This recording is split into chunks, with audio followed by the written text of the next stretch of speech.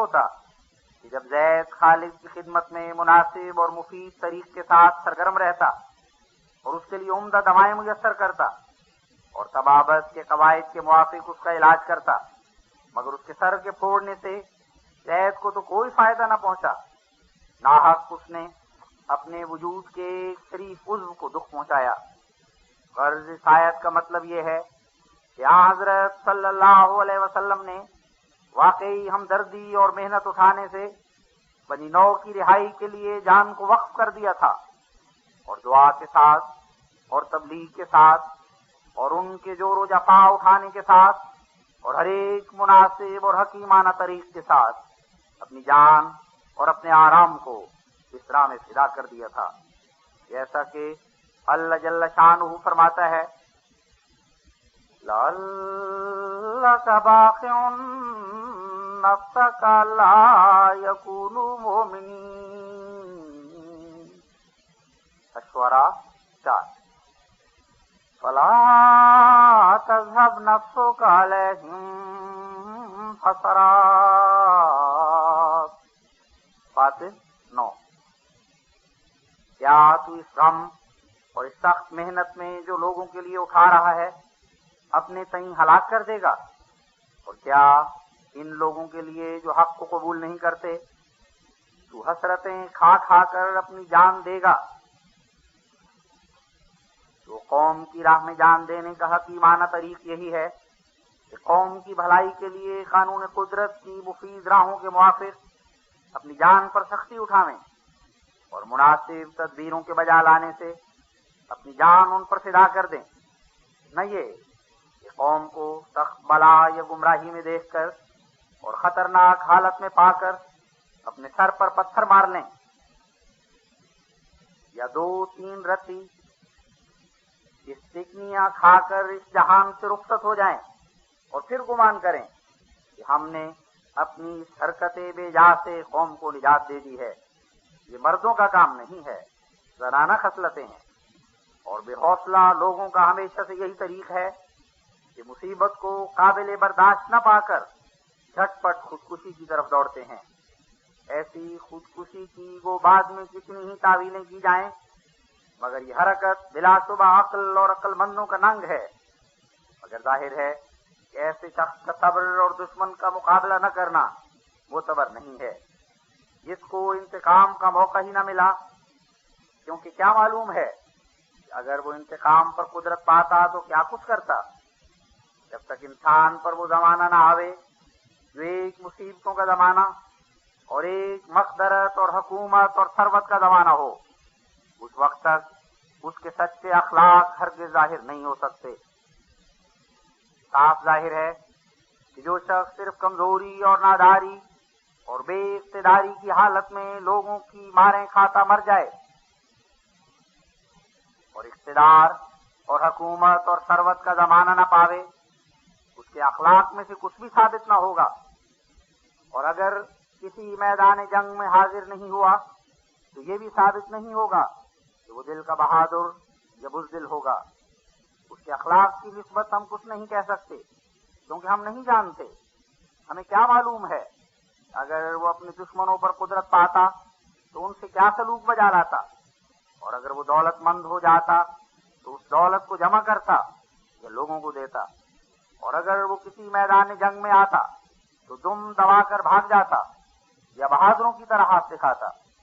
مگر خدا کی عنایت اور فضل نے ہمارے نبی صلی اللہ علیہ وسلم کو ان اخلاق کے ظاہر کرنے کا موقع دیا، چنانچہ سخاوت اور شجاعت اور حلم اور عفو اور عدل اپنے اپنے موقع پر ایسے کمال سے ظہور میں آئے کہ صفحہ دنیا میں اس کی نظیر ڈھونڈنا حاصل ہے۔ دونوں زمانوں، ذوف اور قدرت اور ناداری اور ثروت میں تمام جہان کو دکھلا دیا کہ وہ ذات پاک کس اعلیٰ درجے کے اخلاق کی جامع تھی، اور کوئی انسانی خلق اخلاق فاضلہ میں سے ایسا نہیں ہے جو اس کے ظاہر ہونے کے لیے آپ کو خدا تعالیٰ نے ایک موقع نہ دیا۔ شجاعت، سخاوت، استقلال، عفو، حلم وغیرہ وغیرہ تمام اخلاق فاضلہ ایسے طور پر ثابت ہو گئے کہ دنیا میں اس کی نظیر کا تلاش کرنا طلب محال ہے۔ ہاں یہ سچ ہے، جنہوں نے ظلم کو انتہا تک پہنچا دیا اور اسلام کو نابود کرنا چاہا، خدا نے ان کو بھی بے سزا نہیں چھوڑا، کیونکہ ان کو بے سزا چھوڑنا گویا راست بازوں کو ان کے پیروں کے نیچے ہلاک کرنا تھا۔ حضرت صلی اللہ علیہ وسلم کی لڑائیوں کی ہرگز یہ غرض نہ تھی کہ خواہ نخواہ لوگوں کو قتل کیا جائے۔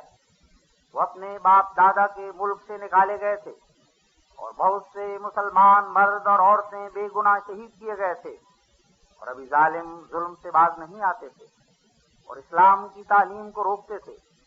لہذا خدا کے قانون حفاظت نے یہ چاہا کہ مظلوموں کو بالکل نابود ہونے سے بچا لے، تو جنہوں نے تلوار اٹھائی تھی انہی کے ساتھ تلوار کا مقابلہ ہوا۔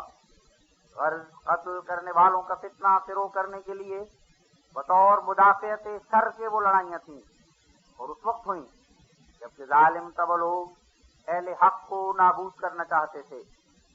اس حالت میں اگر اسلام اس حفاظت خود اختیاری کو عمل میں نہ لاتا تو ہزاروں بچے اور عورتیں بے گناہ قتل ہو کر آخر اسلام نابود ہو جاتا۔ یاد رہے کہ ہمارے مخالفین کی یہ بڑی زبردستی ہے کہ وہ خیال کرتے ہیں کہ الہامی ہدایت ایسی ہونی چاہیے جس کے کسی مقام اور کسی محل میں دشمنوں کے مقابلے کی تعلیم نہ ہو، اور ہمیشہ علم اور نرمی کے پیرائے میں اپنی محبت اور رحمت کو ظاہر کرے۔ ایسے لوگ اپنی دانش میں خدائے عز و جل کی بڑی تعظیم کر رہے ہیں جو اس کی تمام صفات کاملہ کو صرف نرمی اور ملائمت پر ہی ختم کرتے ہیں، لیکن اس معاملے میں فکر اور غور کرنے والوں پر بآسانی کھل جاتا ہے کہ یہ لوگ بڑی موٹی اور فاش غلطی میں مبتلا ہیں۔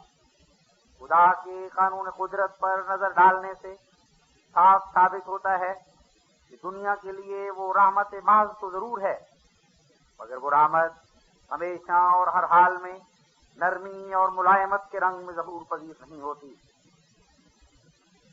بلکہ وہ سراسر رحمت کے تقاضے سے طبیب حاضر کی طرح کبھی شربت سینی ہمیں پلاتا ہے اور کبھی دوائی تلف دیتا ہے۔ اس کی رحمت نوع انسان پر اس طرح وارد ہوتی ہے جیسے ہم میں سے ایک شخص اپنے تمام وجود پر رحمت رکھتا ہے۔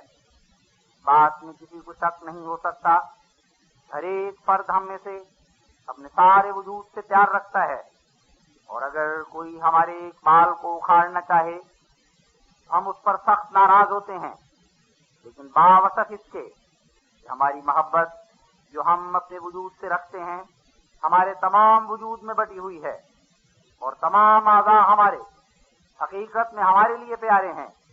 ہم کسی کا نقصان نہیں چاہتے، مگر پھر بھی یہ بات بوضاحت ثابت ہے کہ ہم اپنے تمام اعضاء سے ایک ہی درجے کی اور یکساں محبت نہیں رکھتے، بلکہ اعضائے رئیسہ و شریفہ کی محبت جن پر ہمارے مقاصد کا بہت کچھ مدار ہے ہمارے دلوں پر غالب ہوتی ہے۔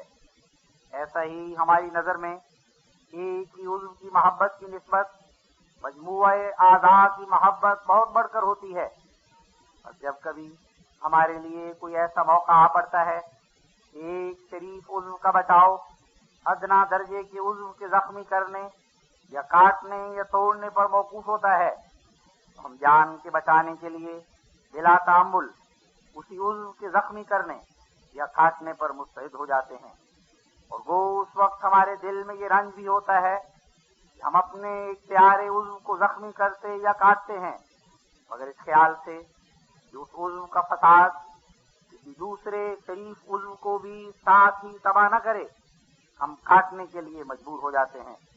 بس اسی مثال سے سمجھ لینا چاہیے کہ خدا بھی جب دیکھتا ہے کہ اس کے راست باز باطل پرستوں کے ہاتھ سے ہلاک ہوتے ہیں اور فساد پھیلتا ہے، تو راست بازوں کی جان کے بچاؤ اور فساد کے فروغ کرنے کے لیے مناسب تدبیر ظہور میں لاتا ہے، خواہ آسمان سے خواہ زمین سے، اس لیے کہ وہ جیسا کہ رحیم ہے ویسا ہی حکیم بھی ہے۔ الحمدللہ رب العالمین وآخر دعوانا ان الحمدللہ رب العالمین۔ خیر کی قسموں کو محل اور موقع سے وابستہ کر دیا ہے۔ اور آیت موصوفہ میں صاف فرما دیا ہے کہ اگر یہ نیکیاں اپنے اپنے محل پر مستعمل نہیں ہوں گی تو پھر یہ بدیاں ہو جائیں گی، بجائے عدل فحشا بن جائے گا، یعنی حد سے اتنا تجاوز کرنا کہ ناپاک صورت ہو جائے، اور ایسا ہی بجائے احسان کے منکر کی صورت نکل آئے گی، یعنی وہ صورت جس سے عقل اور کانشنس انکار کرتا ہے، اور بجائے اطاع ذی القربہ کے بغی بن جائے گا، یعنی وہ بے محل ہمدردی کا جوش ایک بری صورت پیدا کرے گا۔ اصل میں باغی اس بارش کو کہتے ہیں جو حد سے زیادہ برس جائے اور کھیتوں کو تباہ کر دے، اور حق کے واجب میں کمی رکھنے کو باغی کہتے ہیں، اور یا حق کے واجب سے افزونی کرنا بھی باغی ہے۔ غرض ان تینوں میں سے جو محل پر صادر نہیں ہوگا وہی خراب سیرت ہو جائے گی، اس لیے ان تینوں کے ساتھ موقع اور محل کی شرط لگا دی ہے۔ اس جگہ یاد رہے کہ مجرد عدل یا احسان یا ہمدردی ذی القربہ کو خلق نہیں کہہ سکتے، بلکہ انسان میں یہ سب طبی حالتیں اور طبی قوتیں ہیں کہ جو بچوں میں بھی وجود عقل سے پہلے پائی جاتی ہیں، مگر خلق کے لیے عقل شرط ہے، اور نیز یہ شرط ہے کہ ہر ایک طبی قوت محل اور موقع پر استعمال ہو۔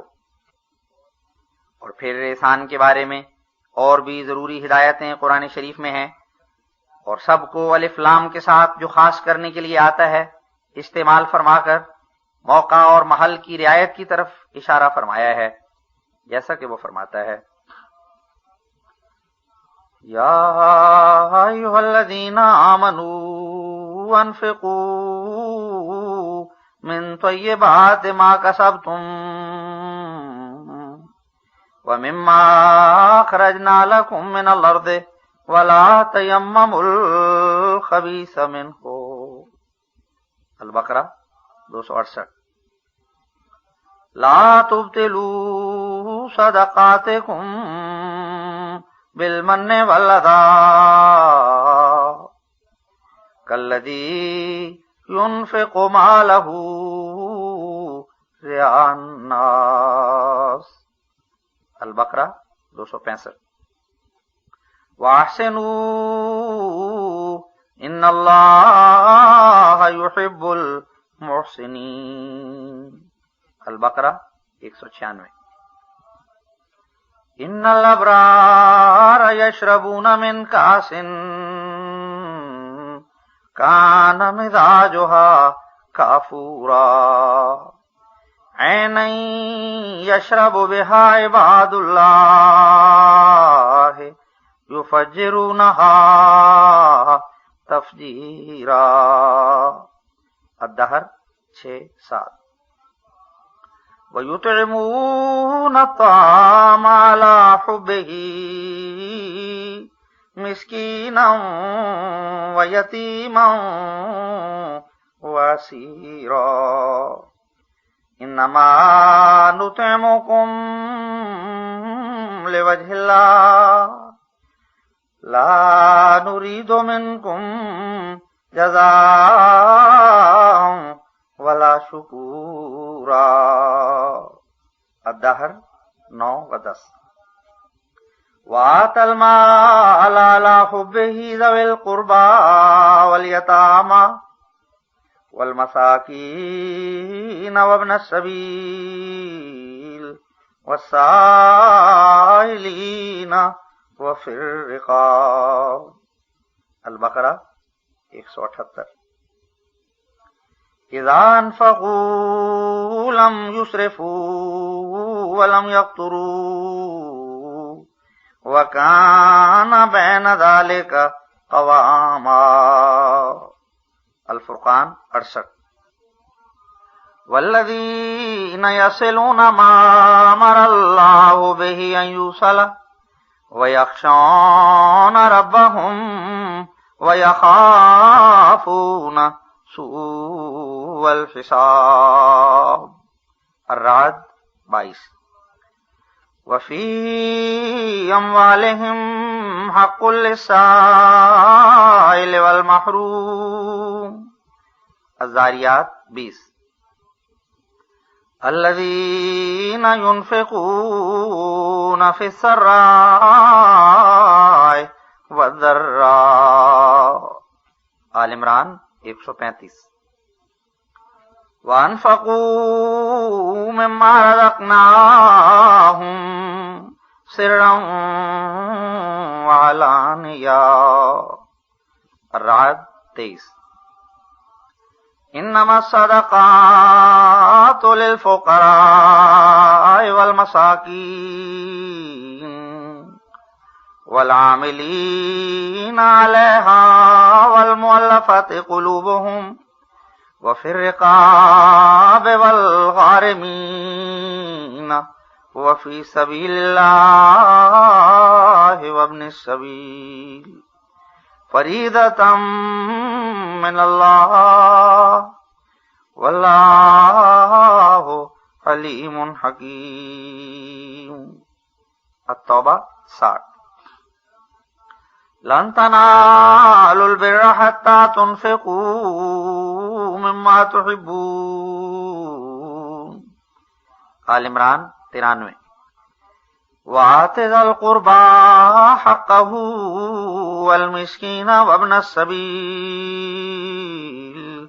ولا تبذر تبذیرا. بنی اسرائیل 27. وبالوالدین احسانا وبذی القربى والیتامی والمساکین والجار ذی القربى والجار الجنب والصاحب بالجنب وابن السبیل وما ملكت ايمانكم ان اللہ لا يحب من كان مختالا فخورا. یعنی قسم ہے سورج کی اور اس کی روشنی کی، اور قسم ہے چاند کی جب پیروی کرے سورج کی، یعنی سورج سے نور حاصل کرے اور پھر سورج کی طرح اس نور کو دوسروں تک پہنچاوے. اور قسم ہے دن کی جب سورج کی صفائی دکھاوے اور راہوں کو نمایاں کرے. اور قسم ہے رات کی جب اندھیرا کرے اور اپنے پردے تاریکی میں سب کو لے لے. اور قسم ہے آسمان کی اور اس علت غائی کی جو آسمان کی اس بنا کا موجب ہوئی. اور قسم یعنی ان کو کہہ دے میری عبادت اور میری قربانی اور میرا مرنا اور میرا جینا خدا کی راہ میں ہے، اس کا جلال ظاہر کرنے کے لیے اور نیز اس کے بندوں کے آرام دینے کے لیے ہے، تا میرے مرنے سے ان کو زندگی حاصل ہو. اس جگہ جو خدا کی راہ میں اور بندوں کی بھلائی کے لیے مرنے کا ذکر کیا گیا ہے، اس سے کوئی یہ خیال نہ کرے کہ آپ نے نعوذ باللہ جاہلوں یا دیوانوں کی طرح در حقیقت خودکشی کا ارادہ کر لیا تھا، اس وہم سے کہ اپنے تئیں کسی آلہ قتل کے ذریعے سے ہلاک کر دینا اوروں کو فائدہ پہنچائے گا، بلکہ آپ ان بےہودہ باتوں کے سخت مخالف تھے. اور قرآن ایسی خودکشی کے مرتکب کو سخت مجرم اور قابل سزا ٹھہراتا ہے، جیسا کہ فرماتا ہے وَلَا تُلْقُوا بِأَيْدِيكُمْ إِلَى التَّهْلُكَةِ. البقرہ 196. یعنی خودکشی نہ کرو اور اپنے ہاتھوں سے اپنی موت کے باعث نہ ٹھہرو. اور یہ ظاہر ہے کہ اگر مثلا خالد کے پیٹ میں درد ہو اور زید اس پر رحم کر کے اپنا سر پھوڑے تو زید نے خالد کے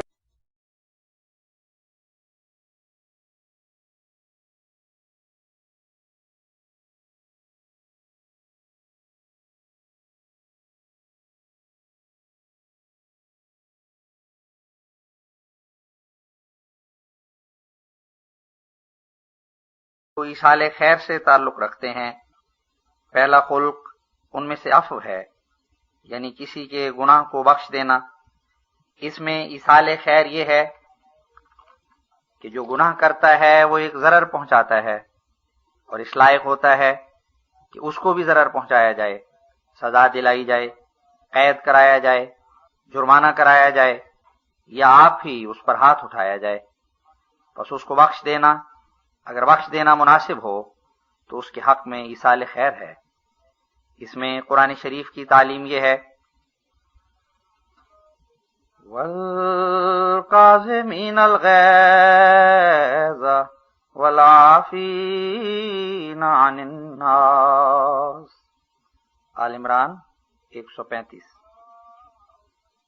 جزاء سیئۃ سیئۃ مثلھا فمن عفا واصلح فاجرہ علی اللہ، الشورى 41۔ یعنی نیک آدمی وہ ہیں جو غصہ کھانے کے محل پر اپنا غصہ کھا جاتے ہیں اور بخشنے کے محل پر گناہ کو بخشتے ہیں۔ بدی کی جزا اسی قدر بدی ہے جو کی گئی ہو، لیکن جو شخص گناہ کو بخش دے اور ایسے موقع پر بخشے کہ اس سے کوئی اصلاح ہوتی ہو، کوئی شر پیدا نہ ہوتا ہو، یعنی عین عفو کے محل پر ہو نہ غیر محل پر، تو اس کا وہ بدلہ پائے گا۔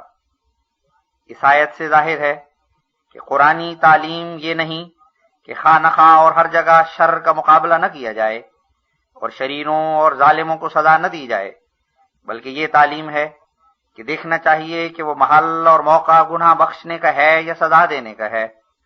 بس مجرم کے حق میں اور نیز عامہ خلائق کے حق میں جو کچھ فی الواقع بہتر ہو وہی صورت اختیار کی جائے۔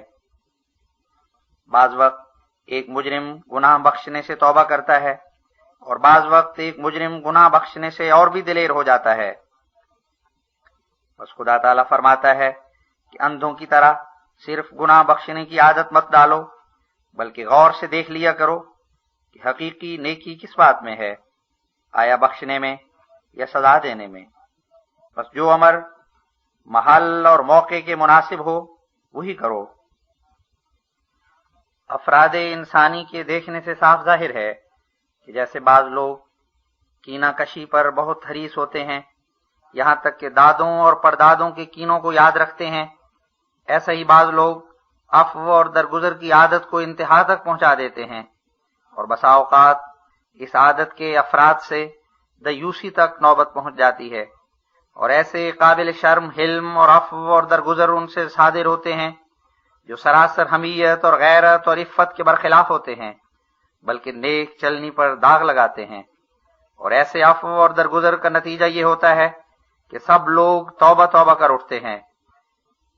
انہی خرابیوں کے لحاظ سے قرآن شریف میں ہر ایک خلق کے لیے محل اور موقع کی شرط لگا دی ہے، اور ایسے خلق کو منظور نہیں رکھا جو بے محل صادر ہو۔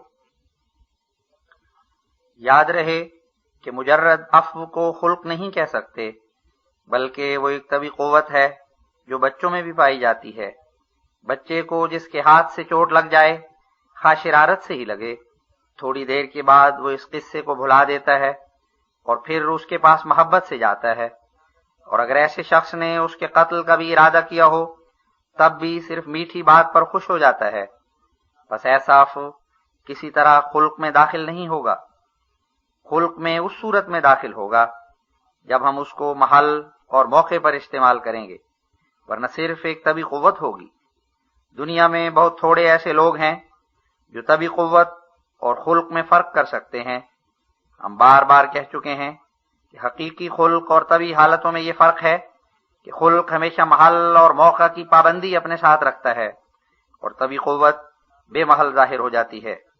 یوں تو چار پایوں میں گائے بھی بے شر ہے اور بکری بھی دل کی غریب ہے، مگر ہم ان کو اسی سبب سے ان خلقوں سے متصف نہیں کہہ سکتے کہ ان کو محل اور موقع کی عقل نہیں دی گئی۔ خدا کی حکمت اور خدا کی سچی اور کامل کتاب نے ہر ایک خلق کے ساتھ محل اور موقع کی شرط لگا دی ہے۔ دوسرا خلق اخلاق ایصال خیر میں سے عدل ہے، اور تیسرا احسان، اور چوتھا ایتاء ذی القربی، جیسا کہ اللہ جل شانہ فرماتا ہے ان اللہ یامر بالعدل والاحسان وایتاء ذی القربی وینہی عن الفحشاء والمنکر والبغی النحل 91. یعنی اللہ تعالیٰ کا یہ حکم ہے کہ نیکی کے مقابل پر نیکی کرو، اور اگر عدل سے بڑھ کر احسان کا موقع اور محل ہو تو وہاں احسان کرو، اور اگر احسان سے بڑھ کر قریبوں کی طرح تبھی جوش سے نیکی کرنے کا محل ہو تو وہاں تبھی ہمدردی سے نیکی کرو. اور اس سے خدا تعالیٰ منع فرماتا ہے کہ تم حدود اعتدال سے آگے گزر جاؤ یا احسان کے بارے میں منکرانہ حالت تم سے صادر ہو جس سے عقل انکار کرے. یعنی یہ کہ تم بے محل احسان کرو یا بر محل احسان کرنے سے دریغ کرو، یا یہ کہ تم محل پر ایتائے ذی القربہ کے خلق میں کچھ کمی اختیار کرو یا حد سے زیادہ رحم کی بارش کرو. اس آیت کریمہ میں ایصال خیر کے 3 درجوں کا بیان ہے. اول یہ درجہ کہ نیکی کے مقابل پر نیکی کی جائے، یہ تو کم درجہ ہے، اور ادنا درجے کا بھلے مانس آدمی بھی یہ خلق حاصل کر سکتا ہے کہ اپنے نیکی کرنے والوں کے ساتھ نیکی کرتا رہے. دوسرا درجہ اس سے مشکل ہے، اور وہ یہ کہ ابتداً آپ ہی نیکی کرنا اور بغیر کسی کے حق کے احسان کے طور پر اس کو فائدہ پہنچانا. اور یہ خلق اوسط درجے کا ہے. اکثر لوگ غریبوں پر احسان کرتے ہیں، اور احسان میں یہ ایک مخفی عیب ہے کہ احسان کرنے والا خیال کرتا ہے کہ میں نے احسان کیا ہے، اور کم سے کم وہ اپنے احسان کے عوض میں شکریہ یا دعا چاہتا ہے. اور اگر کوئی ممنون منت اس کا مخالف ہو جائے تو اس کا نام احسان فراموش رکھتا ہے. بعض وقت اپنے احسان کی وجہ سے اس پر فوق الطاقت بوجھ ڈال دیتا ہے اور اپنا احسان اس کو یاد دلاتا ہے، جیسا کہ احسان کرنے والوں کو خدا تعالیٰ متنبہ کرنے کے لیے فرماتا ہے لا تبطلوا صدقاتکم بالمن والعطا. البقرہ 265. یعنی اے احسان کرنے والو، اپنے صدقات کو جن کی صدق پر بنا چاہیے احسان یاد دلانے اور دکھ دینے کے ساتھ برباد مت کرو. یعنی صدقہ کا لفظ صدق سے مشتق ہے، پس اگر دل میں صدق اور اخلاص نہ رہے تو وہ صدقہ نہیں رہتا، بلکہ ایک ریاکاری کی حرکت ہو جاتی ہے. غرض احسان کرنے والے میں یہ خامی ہوتی ہے کہ کبھی غصے میں آ کر اپنا احسان بھی یاد دلا دیتا ہے. اسی وجہ سے خدا تعالیٰ نے احسان کرنے والوں کو ڈرایا. تیسرا درجہ ایصال خیر کا خدا تعالیٰ نے یہ فرمایا ہے کہ بالکل احسان کا خیال نہ ہو اور نہ شکر گزاری پر نظر ہو، بلکہ ایک ایسی ہمدردی کے جوش سے نیکی صادر ہو جیسا کہ ایک نہایت قریبی مثلا والدہ محض ہمدردی کے جوش سے اپنے بیٹے سے نیکی کرتی ہے. یہ وہ آخری درجہ ایصال خیر کا ہے جس سے آگے ترقی کرنا ممکن نہیں. لیکن خدا تعالیٰ نے ان تمام ایصال خیر کی قسموں کو محل اور موقع سے وابستہ کر دیا ہے، اور آیت موصوفہ میں صاف فرما دیا ہے کہ اگر یہ نیکیاں اپنے اپنے محل پر مستعمل نہیں ہوں گی تو پھر یہ بدیاں ہو جائیں گی، بجائے عدل فحشا بن جائے گا. یعنی حد سے اتنا تجاوز کرنا کہ ناپاک صورت ہو جائے، اور ایسا ہی بجائے احسان کے منکر کی صورت نکل آئے گی، بھی ناجائز ہے. ان تمام آیات میں خدا تعالیٰ نے تمام طریقے بددیانتی کے بیان فرما دیے، اور ایسا کلام کلی کے طور پر فرمایا جس میں کسی بددیانتی کا ذکر باہر نہ رہ جائے. صرف یہ نہیں کہا کہ تو چوری نہ کر، تا ایک نادان یہ نہ سمجھ لے کہ چوری میرے لیے حرام ہے مگر دوسرے ناجائز طریقے سب حلال ہیں. اس کلمہ جامع کے ساتھ تمام ناجائز طریقوں کو حرام ٹھہرانا یہی حکمت بیانی ہے. غرض اگر کوئی اس بصیرت سے دیانت اور امانت کا خلق اپنے اندر نہیں رکھتا اور ایسے تمام پہلوؤں کی رعایت نہیں کرتا، وہ اگر دیانت و امانت کو بعض امور میں دکھلائے بھی تو یہ حرکت اس کی خلق دیانت میں داخل نہیں سمجھی جائے گی، بلکہ ایک طبی حالت ہوگی جو عقلی تمیز اور بصیرت سے خالی ہے. تیسری قسم ترک شر کی اخلاق میں سے وہ قسم ہے کہ جس کو عربی میں ہدنہ اور ہون کہتے ہیں، یعنی دوسرے کو ظلم کی راہ سے بدنی آزار نہ پہنچانا اور بے شر انسان ہونا اور سلوکاری کے ساتھ زندگی بسر کرنا. پس بلا شبہ سلوکاری اعلیٰ درجے کا ایک خلق ہے اور انسانیت کے لیے از بس ضروری، اور اس خلق کے مناسب حال طبی قوت جو بچے میں ہوتی ہے، جس کی تعدیل سے یہ خلق بنتا ہے، الفت یعنی خو گرفتگی ہے۔ یہ تو ظاہر ہے کہ انسان صرف طبی حالت میں، یعنی اس حالت میں کہ جب انسان عقل سے بے بہرا ہو، سلوک کے مضمون کو سمجھ نہیں سکتا اور نہ جنگ جوئی کے مضمون کو سمجھ سکتا ہے، بس اس وقت جو ایک عادت موافقت کی اس میں پائی جاتی ہے وہی سلوکاری کی عادت کی ایک جڑ ہے، لیکن چونکہ وہ عقل اور تدبر اور خاص ارادے سے اختیار نہیں کی جاتی، اس لیے خلق میں داخل نہیں، بلکہ خلق میں تب داخل ہوگی کہ جب انسان بال ارادہ اپنے تئیں بے شر بنا کر سلوکاری کے خلق کو اپنے محل پر استعمال کرے اور بے محل استعمال کرنے سے مجتنب رہے۔ اس میں اللہ جل شانہ یہ تعلیم فرماتا ہے،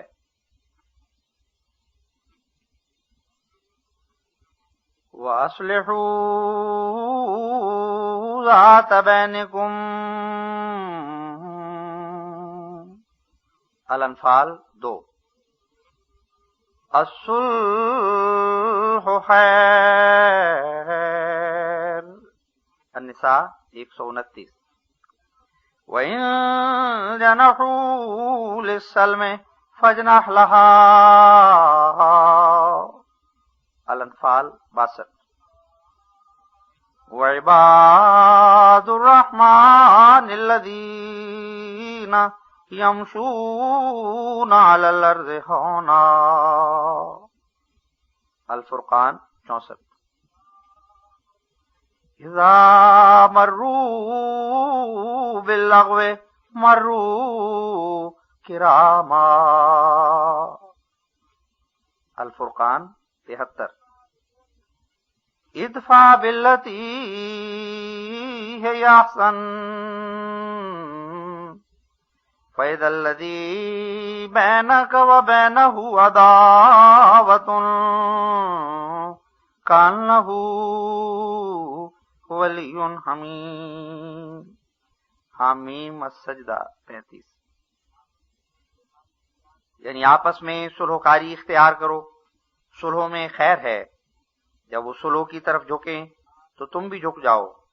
خدا کے نیک بندے صلحکاری کے ساتھ زمین پر چلتے ہیں، اور اگر کوئی لغو بات کسی سے سنے جو جنگ کا مقدمہ اور لڑائی کی ایک تمہید ہو تو بزرگانہ طور پر طرح دے کر چلے جاتے ہیں اور ادنا ادنا بات پر لڑنا شروع نہیں کر دیتے، یعنی جب کوئی زیادہ تکلیف نہ پہنچے اس وقت تک ہنگامہ پردازی کو اچھا نہیں سمجھتے، اور سلوکاری کے محل شناسی کا یہی اصول ہے کہ ادنا ادنا باتوں کو خیال میں نہ لاویں اور معاف فرماویں۔ اور لغو کا لفظ جو اس آیت میں آیا ہے تو واضح ہو کہ عربی زبان میں لغو اس حرکت کو کہتے ہیں کہ مثلا ایک شخص شرارت سے ایسی بکواس کرے یا بنیت ایذاء ایسا فعل اس سے صادر ہو کہ دراصل اس سے کچھ ایسا حرج اور نقصان نہیں پہنچتا، سلوکاری کی یہ علامت ہے کہ ایسی بےہودہ ایذا سے چشم پوشی فرماویں اور بزرگانہ سیرت عمل میں لاویں۔ لیکن اگر ایذا صرف لغو کی مد میں داخل نہ ہو بلکہ اس سے واقعی طور پر جان یا مال یا عزت کو ضرر پہنچے تو سلوکاری کے خلق کو اس سے کچھ تعلق نہیں، بلکہ اگر ایسے گناہ کو بخشا جائے تو اس خلق کا نام عفو ہے، جس کا انشاءاللہ تعالی اس کے بعد بیان ہوگا۔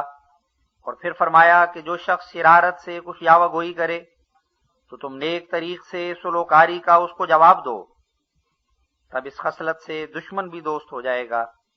اگر سلوکاری کے طریق سے چشم پوشی کا محل صرف اس درجے کی بدی ہے جس سے کوئی واقعی نقصان نہ پہنچا ہو، صرف دشمن کی بےہودہ گوئی ہو۔ چوتھی قسم ترک شر کی اخلاق میں سے رفق اور قول حسن ہے، اور یہ خلق جس حالت طبی سے پیدا ہوتا ہے اس کا نام طلاقت یعنی کشادہ روئی ہے۔ بچہ جب تک کلام کرنے پر قادر نہیں ہوتا بجائے رفق اور قول حسن کے طلاقت دکھلاتا ہے۔ یہی دلیل اس بات پر ہے کہ رفق کی جڑ جہاں سے یہ شاخ پیدا ہوتی ہے طلاقت ہے، طلاقت ایک قوت ہے اور رفق ایک خلق ہے جو اس قوت کو محل پر استعمال کرنے سے پیدا ہو جاتا ہے۔ اس میں خدا تعالیٰ کی تعلیم یہ ہے وَقُولُوا لِلنَّاسِ حُسْنًا، البقرہ 84۔ لا يسخر قوم من قوم عسى أن يكونوا خيرا منهم ولا نساء من نساء عسى أن يكن خيرا منهن ولا تلمزوا أنفسكم ولا تنابزوا بالألقاب، الحجرات 12۔ اجتنبوا كثيرا من الظن إن بعض الظن اسم ولا تجسسوا ولا يغتب بعضكم بعضا، الحجرات 13۔ ولا تقف ما ليس لك به علم إن السمع والبصر والفؤاد كل أولئك كان عنه مسؤولا، بنی اسرائیل 37۔ یعنی لوگوں کو وہ باتیں کہو جو واقعی طور پر نیک ہوں۔ ایک قوم دوسری قوم سے ٹھٹھا نہ کرے، ہو سکتا ہے کہ جن سے ٹھٹھا کیا گیا ہے وہی اچھے ہوں۔ بعض عورتیں بعض عورتوں سے ٹھٹھا نہ کریں، ہو سکتا ہے کہ جن سے ٹھٹھا کیا گیا ہے وہی اچھی ہوں۔ اور عیب مت لگاؤ، اپنے لوگوں کے برے برے نام مت رکھو، بدگمانی کی باتیں مت کرو، اور نہ عیبوں کو کرید کرید کر پوچھو۔ ایک دوسرے کا گلہ مت کرو، کسی کی نسبت وہ بہتان یا الزام مت لگاؤ جس کا تمہارے پاس کوئی ثبوت نہیں، اور یاد رکھو کہ ہر ایک عضو سے مواخذہ ہوگا، اور کان، آنکھ، دل ہر ایک سے پوچھا جائے گا۔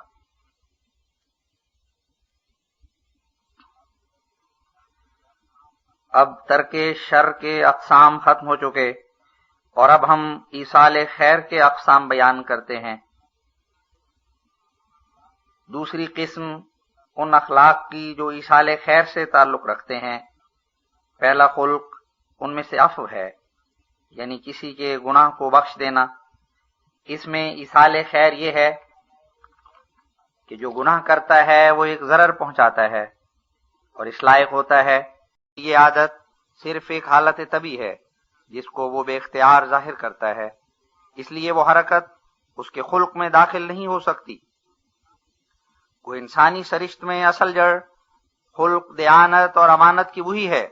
جیسا کہ بچہ اس غیر معقول حرکت سے متدین اور امین نہیں کہلا سکتا، ایسا ہی وہ شخص بھی اس خلق سے متصف نہیں ہو سکتا جو اس طبی حالت کو محل پر استعمال نہیں کرتا۔ امین اور دیانتدار بننا بہت نازک امر ہے۔ جب تک انسان اس کے تمام پہلو بجا نہ لاوے، امین اور دیانتدار نہیں ہو سکتا۔ اس میں اللہ تعالی نے نمونے کے طور پر آیات مفصلہ ذیل میں امانت کا طریق سمجھایا ہے، اور وہ طریق امانت یہ ہے وَلَا تُؤْتُوا السُّفَهَاءَ أَمْوَالَكُمُ الَّتِي جَعَلَ اللَّهُ لَكُمْ قِيَامًا وَارْزُقُوهُمْ فِيهَا وَاكْسُوهُمْ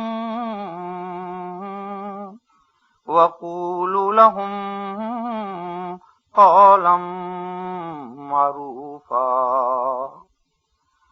وَابْتَلُوا الْيَتَامَىٰ حَتَّىٰ إِذَا بَلَغُوا النِّكَاحَ فَإِنْ آنَسْتُم مِّنْهُمْ رُشْدًا فَادْفَعُوا إِلَيْهِمْ أَمْوَالَهُمْ وَلَا تَأْكُلُوهَا إِسْرَافًا وَبِدَارًا أَن يَكْبَرُوا وَمَنْ كَانَ غَنِيًّا فَلْيَسْتَعْفِفْ وَمَنْ كَانَ فَقِيرًا فَلْيَأْكُلْ بِالْمَعْرُوفِ فَإِذَا دَفَعْتُمْ إِلَيْهِمْ أَمْوَالَهُمْ فَأَشْهِدُوا عَلَيْهِمْ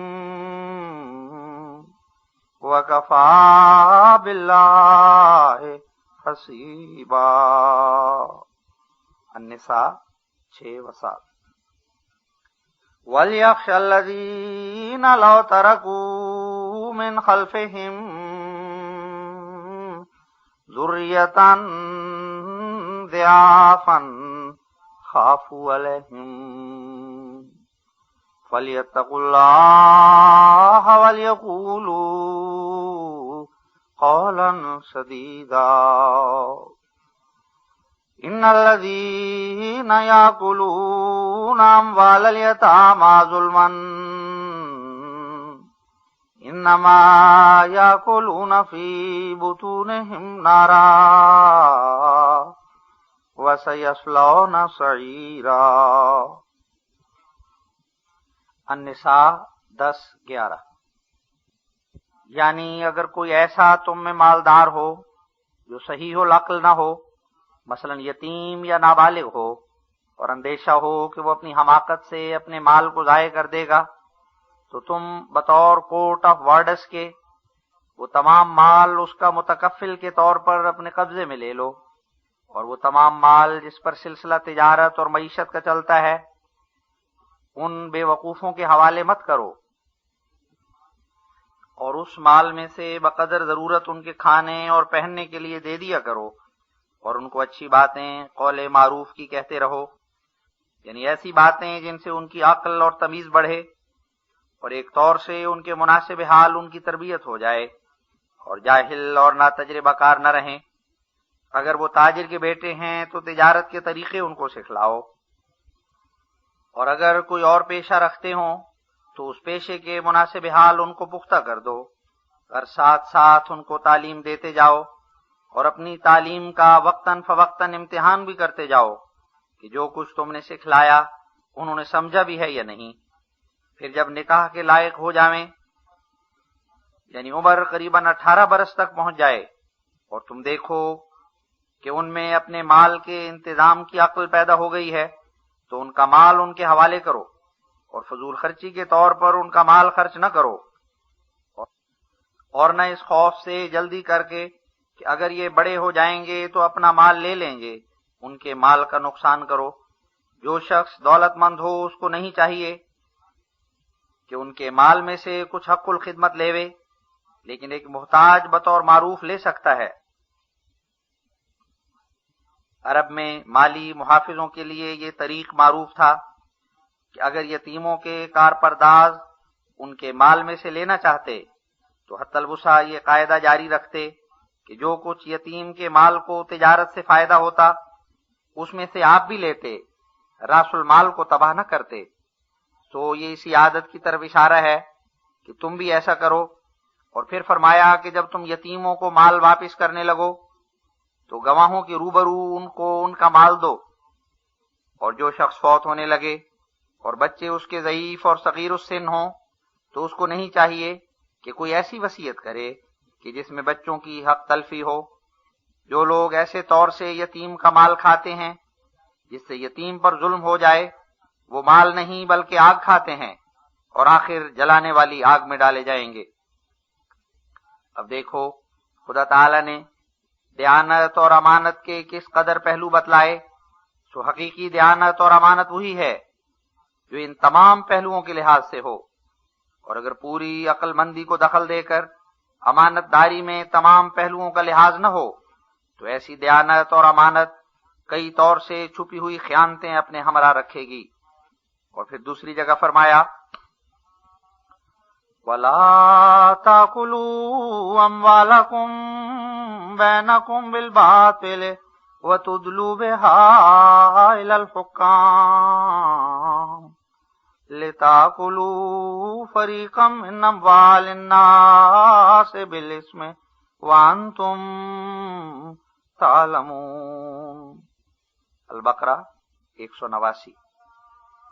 ان اللہ یامرکم أن تؤدوا الأمانات. النساء 59. ان اللہ لا يحب الخائنین. الانفال 59. وَأَوْفُوا الْكَيْلَ إِذَا كِلْتُمْ وَزِنُوا بِالْقِسْطَاسِ الْمُسْتَقِيمِ.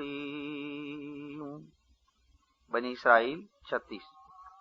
وَلَا تَبْخَسُوا النَّاسَ أَشْيَاءَهُمْ وَلَا تَعْثَوْا فِي الْأَرْضِ مُفْسِدِينَ. الشعراء 184. وَلَا تَتَبَدَّلُوا الْخَبِيثَ بِالطَّيِّبِ. النساء 3. یعنی آپس میں ایک دوسرے کے مال کو ناجائز طور پر مت کھایا کرو اور نہ اپنے مال کو رشوت کے طور پر حکام تک پہنچایا کرو، تا اس طرح پر حکام کی اعانت سے دوسروں کے مال کو دبا لو. امانتوں کو ان کے حقداروں کو واپس دے دیا کرو. خدا خیانت کرنے والوں کو دوست نہیں رکھتا. جب تم ماپو تو پورا ماپو، جب تم وزن کرو تو پوری اور بے خلل ترازو سے وزن کرو، اور کسی طور سے لوگوں کو ان کے مال کا نقصان نہ پہنچاؤ. اور فساد کی نیت سے زمین پر مت پھرا کرو، یعنی اس نیت سے کہ چوری کریں یا ڈاکہ ماریں یا کسی کی جیب کتریں یا کسی اور ناجائز طریق سے بیگانہ مال پر قبضہ کریں. اور پھر فرمایا کہ تم اچھی چیزوں کے عوض میں خبیث اور ردی چیزیں نہ دیا کرو. یعنی جس طرح دوسروں کا مال دبا لینا ناجائز ہے، اسی طرح خراب چیزیں بیچنا یا اچھی کے عوض میں بری دینا بھی ناجائز ہے. ان تمام آیات میں خدا تعالی نے تمام طریقے بددیانتی کے بیان فرما دیے، اور ایسا کلام کلی کے طور پر فرمایا جس میں کسی بددیانتی کا ذکر باہر نہ رہ جائے. صرف یہ نہیں کہا کہ تو چوری نہ سے ہو کر سر پر آ جائے، یعنی گریبان اور دونوں کان اور سر اور کن پٹیاں سب چادر کے پردے میں رہیں، اور اپنے پیروں کو زمین پر ناچنے والوں کی طرح نہ ماریں. یہ وہ تدبیر ہے کہ جس کی پابندی ٹھوکر سے بچا سکتی ہے. اور دوسرا طریق بچنے کے لیے یہ ہے کہ خدا تعالیٰ کی طرف رجوع کریں اور اس سے دعا کریں تا ٹھوکر سے بچاوے اور لغزشوں سے نجات دے. زنا کے قریب مت جاؤ، یعنی ایسی تقریبوں سے دور رہو جن سے یہ خیال بھی دل میں پیدا ہو سکتا ہو، اور ان راہوں کو اختیار نہ کرو جن سے اس گناہ کے وقوع کا اندیشہ ہو. جو زنا کرتا ہے وہ بدی کو انتہا تک پہنچا دیتا ہے. زنا کی راہ بہت بری راہ ہے، یعنی منزل مقصود سے روکتی ہے، اور تمہاری آخری منزل کے لیے سخت خطرناک ہے. اور جس کو نکاح میسر نہ آوے چاہیے کہ وہ اپنی عفت کو دوسرے طریقوں سے بچاوے، مثلا روزہ رکھے یا کم کھاوے یا اپنی طاقتوں سے تن آزار کام لے. اور لوگوں نے یہ بھی طریق نکالے ہیں کہ وہ ہمیشہ عمدن نکاح سے دستبردار رہیں یا خوجے بنیں اور کسی طریق سے رہبانیت اختیار کریں، مگر ہم نے انسان پر یہ حکم فرض نہیں کیے، اس لیے وہ ان بدعتوں کو پورے طور پر نبھا نہ سکے. خدا کا یہ فرمانا کہ ہمارا یہ حکم نہیں کہ لوگ خوجے بنیں، یہ اس بات کی طرف اشارہ ہے کہ یہ اگر خدا کا حکم ہوتا تو سب لوگ اس حکم پر عمل کرنے کے مجاز بنتے، تو اس صورت میں بنی آدم کی قطع نسل ہو کر کبھی کا دنیا کا خاتمہ ہو جاتا. اور نیز اگر اس طرح پر عفت حاصل کرنی ہو کہ عضو مردمی کو کاٹ دیں تو یہ درپردہ اس سانے پر اعتراض ہے جس نے وہ عضو بنایا. اور نیز جبکہ ثواب کا تمام مدار اس بات پر ہے کہ ایک قوت موجود ہو اور پھر انسان خدا تعالیٰ کا خوف کر کے اس قوت کے خراب جذبات کا مقابلہ کرتا رہے اور اس کے منافع سے فائدہ اٹھا کر دو طور کا ثواب حاصل کرے. بس ظاہر ہے کہ ایسے عضو کے ضائع کر دینے میں دونوں ثوابوں سے محروم رہا.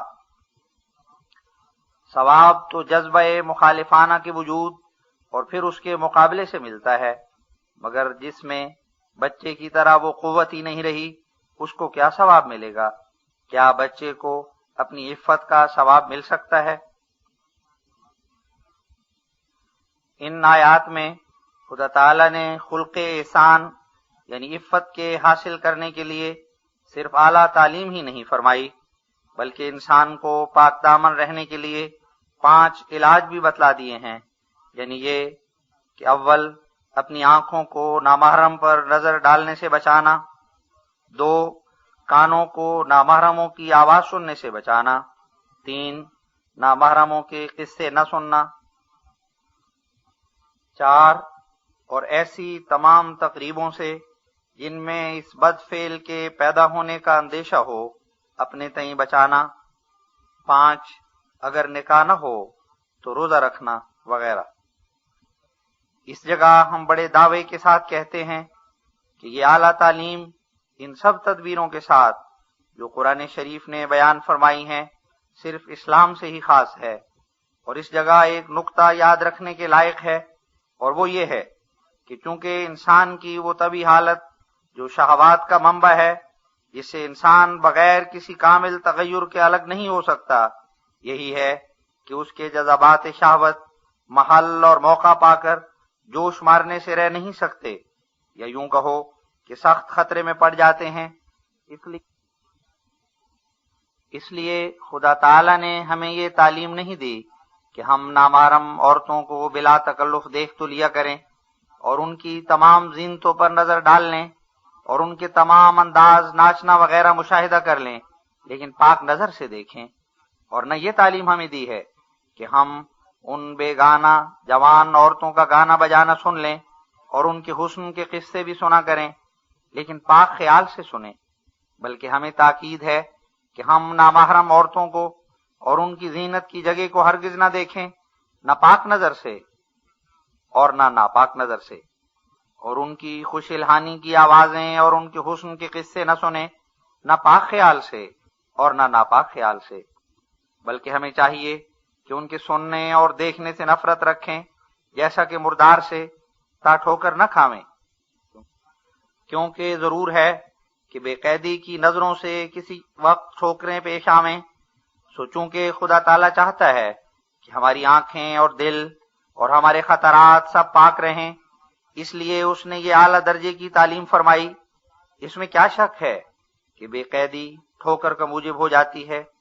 اگر ہم ایک بھوکے کتے کے آگے نرم نرم روٹیاں رکھ دیں اور پھر امید رکھیں کہ اس کتے کے دل میں خیال تک ان روٹیوں کا نہ آوے، تو ہم اپنے اس خیال میں غلطی پر ہیں۔ سو خدا تعالیٰ نے چاہا کہ نفسانی قوا کو پوشیدہ کارروائیوں کا موقع بھی نہ ملے اور ایسی کوئی بھی تقریب پیش نہ آوے جس سے بد خطرات جنبش کر سکیں۔ اسلامی پردے کی یہی فلسفی اور یہی ہدایت شرعی ہے۔ خدا کی کتاب میں پردے سے یہ مراد نہیں کہ فقط عورتوں کو قیدیوں کی طرح حراست میں رکھا جائے، یہ ان نادانوں کا خیال ہے جن کو اسلامی طریقوں کی خبر نہیں، بلکہ مقصود یہ ہے کہ عورت مرد دونوں کو آزاد نظر اندازی اور اپنی زینتوں کے دکھانے سے روکا جائے، کیونکہ اس میں دونوں مرد اور عورت کی بھلائی ہے۔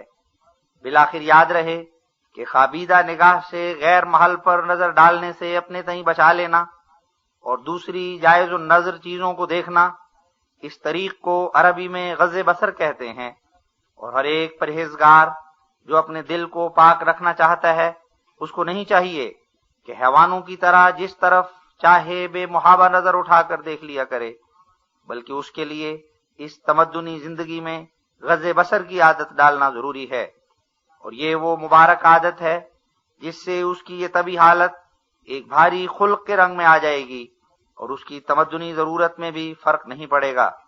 یہی وہ خلق ہے جس کو احسان اور عفت کہتے ہیں۔ دوسری قسم ترک شر کے اقسام میں سے وہ خلق ہے جس کو امانت و دیانت کہتے ہیں، یعنی دوسرے کے مال پر شرارت اور بدنیتی سے قبضہ کر کے اس کو ایذا پہنچانے پر راضی نہ ہونا۔ سو واضح ہو کہ دیانت اور امانت انسان کی طبعی حالتوں میں سے ایک حالت ہے۔ اسی واسطے ایک بچہ شیرخوار بھی جو بوجہ کم سنی اپنی طبی سادگی پر ہوتا ہے اور نیز بباعث صغر سنی ابھی بری عادتوں کا عادی نہیں ہوتا، اس قدر غیر کی چیز سے نفرت رکھتا ہے کہ غیر عورت کا دودھ بھی مشکل سے پیتا ہے، اور اگر بے ہوشی کے زمانے میں کوئی اور دایا مقرر نہ ہو تو ہوش کے زمانے میں اس کو دوسرے کا دودھ پلانا نہایت مشکل ہو جاتا ہے اور اپنی جان پر بہت تکلیف اٹھاتا ہے، اور ممکن ہے کہ اس تکلیف سے مرنے کے قریب ہو جائے، مگر دوسری عورت کے دودھ سے طبعاً بیزار ہوتا ہے۔ اس قدر نفرت کا کیا بھید ہے؟ بس یہی کہ وہ والدہ کو چھوڑ کر غیر کی چیز کی طرف رجوع کرنے سے طبعاً متنفر ہے۔ اب ہم جب ایک گہری نظر سے بچے کی سعادت کو دیکھتے اور اس پر غور کرتے ہیں اور فکر کرتے کرتے اس کی سعادت کی تہ تک چلے جاتے ہیں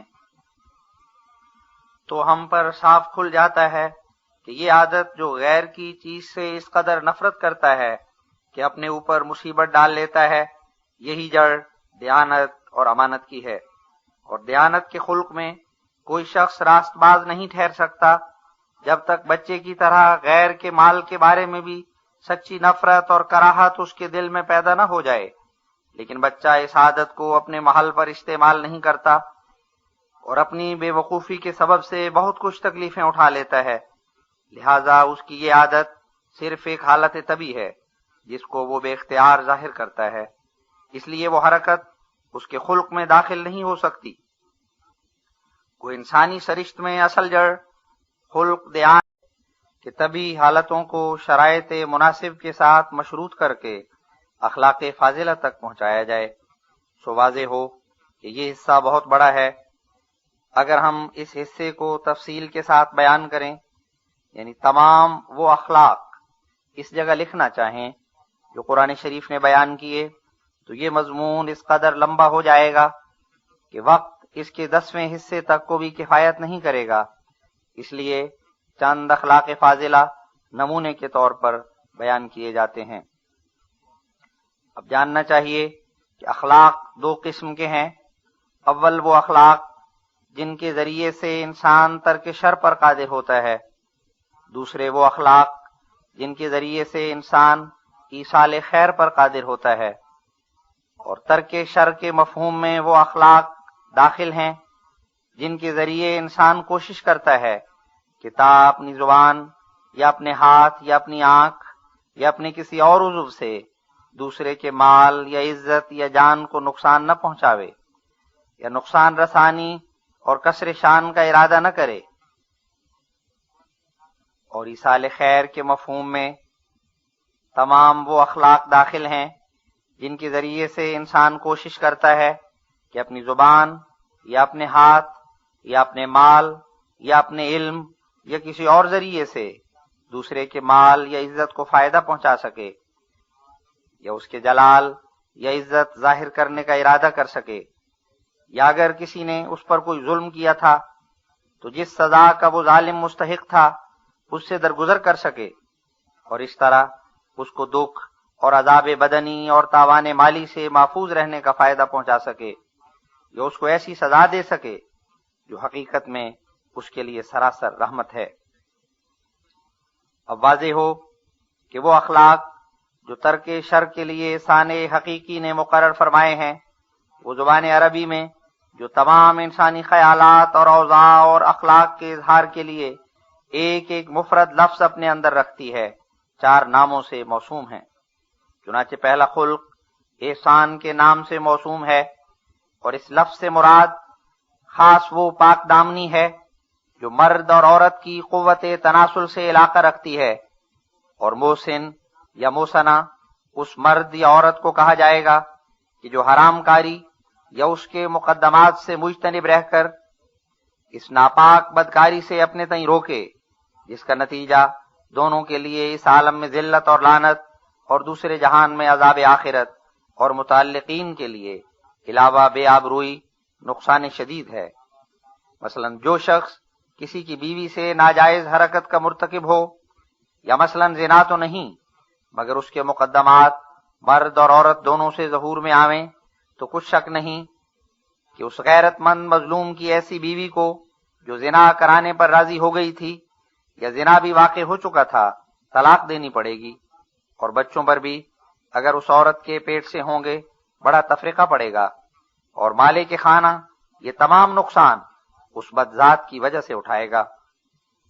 اس جگہ یاد رہے کہ یہ خلق جس کا نام احسان یا عفت ہے، یعنی پاک دامنی، یہ اسی حالت میں خلق کہلائے گا جبکہ ایسا شخص جو بد نظری یا بدکاری کی استعداد اپنے اندر رکھتا ہے، یعنی قدرت نے وہ قوا اس کو دے رکھے ہیں جن کے ذریعے سے اس جرم کا ارتکاب ہو سکتا ہے، اس فعل شنی سے اپنے تئیں بچائے، اور اگر بباعث بچہ ہونے یا نامرد ہونے یا خوجہ ہونے یا پیر فرتوت ہونے کے یہ قوت اس میں موجود نہ ہو، تو اس صورت میں ہم اس کو اس خلق سے جس کا نام احسان یا عفت ہے موصوف نہیں کر سکتے۔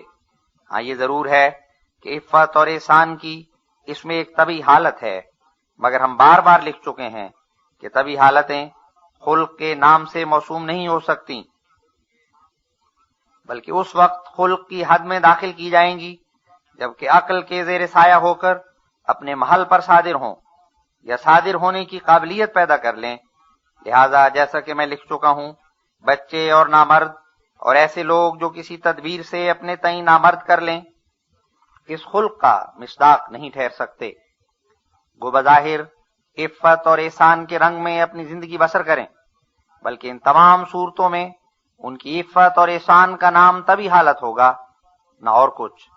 اور چونکہ یہ ناپاک حرکت اور اس کے مقدمات جیسے مرد سے صادر ہو سکتے ہیں ویسے ہی عورت سے بھی صادر ہو سکتے ہیں، لہذا خدا کی پاک کتاب میں دونوں مرد اور عورت کے لیے یہ تعلیم فرمائی گئی ہے۔ قل للمؤمنین یغضوا من ابصارهم ویحفظوا فروجهم ذالک ازکی لہم۔ النور 31۔ وقل للمؤمنات یغضضن من ابصارهن ویحفظن فروجهن ولا یبدین زینتهن الا ما ظهر منها وَلْيَضْرِبْنَ بِخُمُرِهِنَّ عَلَى جُيُوبِهِنَّ۔ النور 32۔ وَلَا يَضْرِبْنَ بِأَرْجُلِهِنَّ لِيُعْلَمَ مَا يُخْفِينَ مِنْ زِينَتِهِنَّ وَتُوبُوا إِلَى اللَّهِ جَمِيعًا أَيُّهَا الْمُؤْمِنُونَ لَعَلَّكُمْ تُفْلِحُونَ۔ النور 32۔ وَلَا تَقْرَبُوا الزِّنَا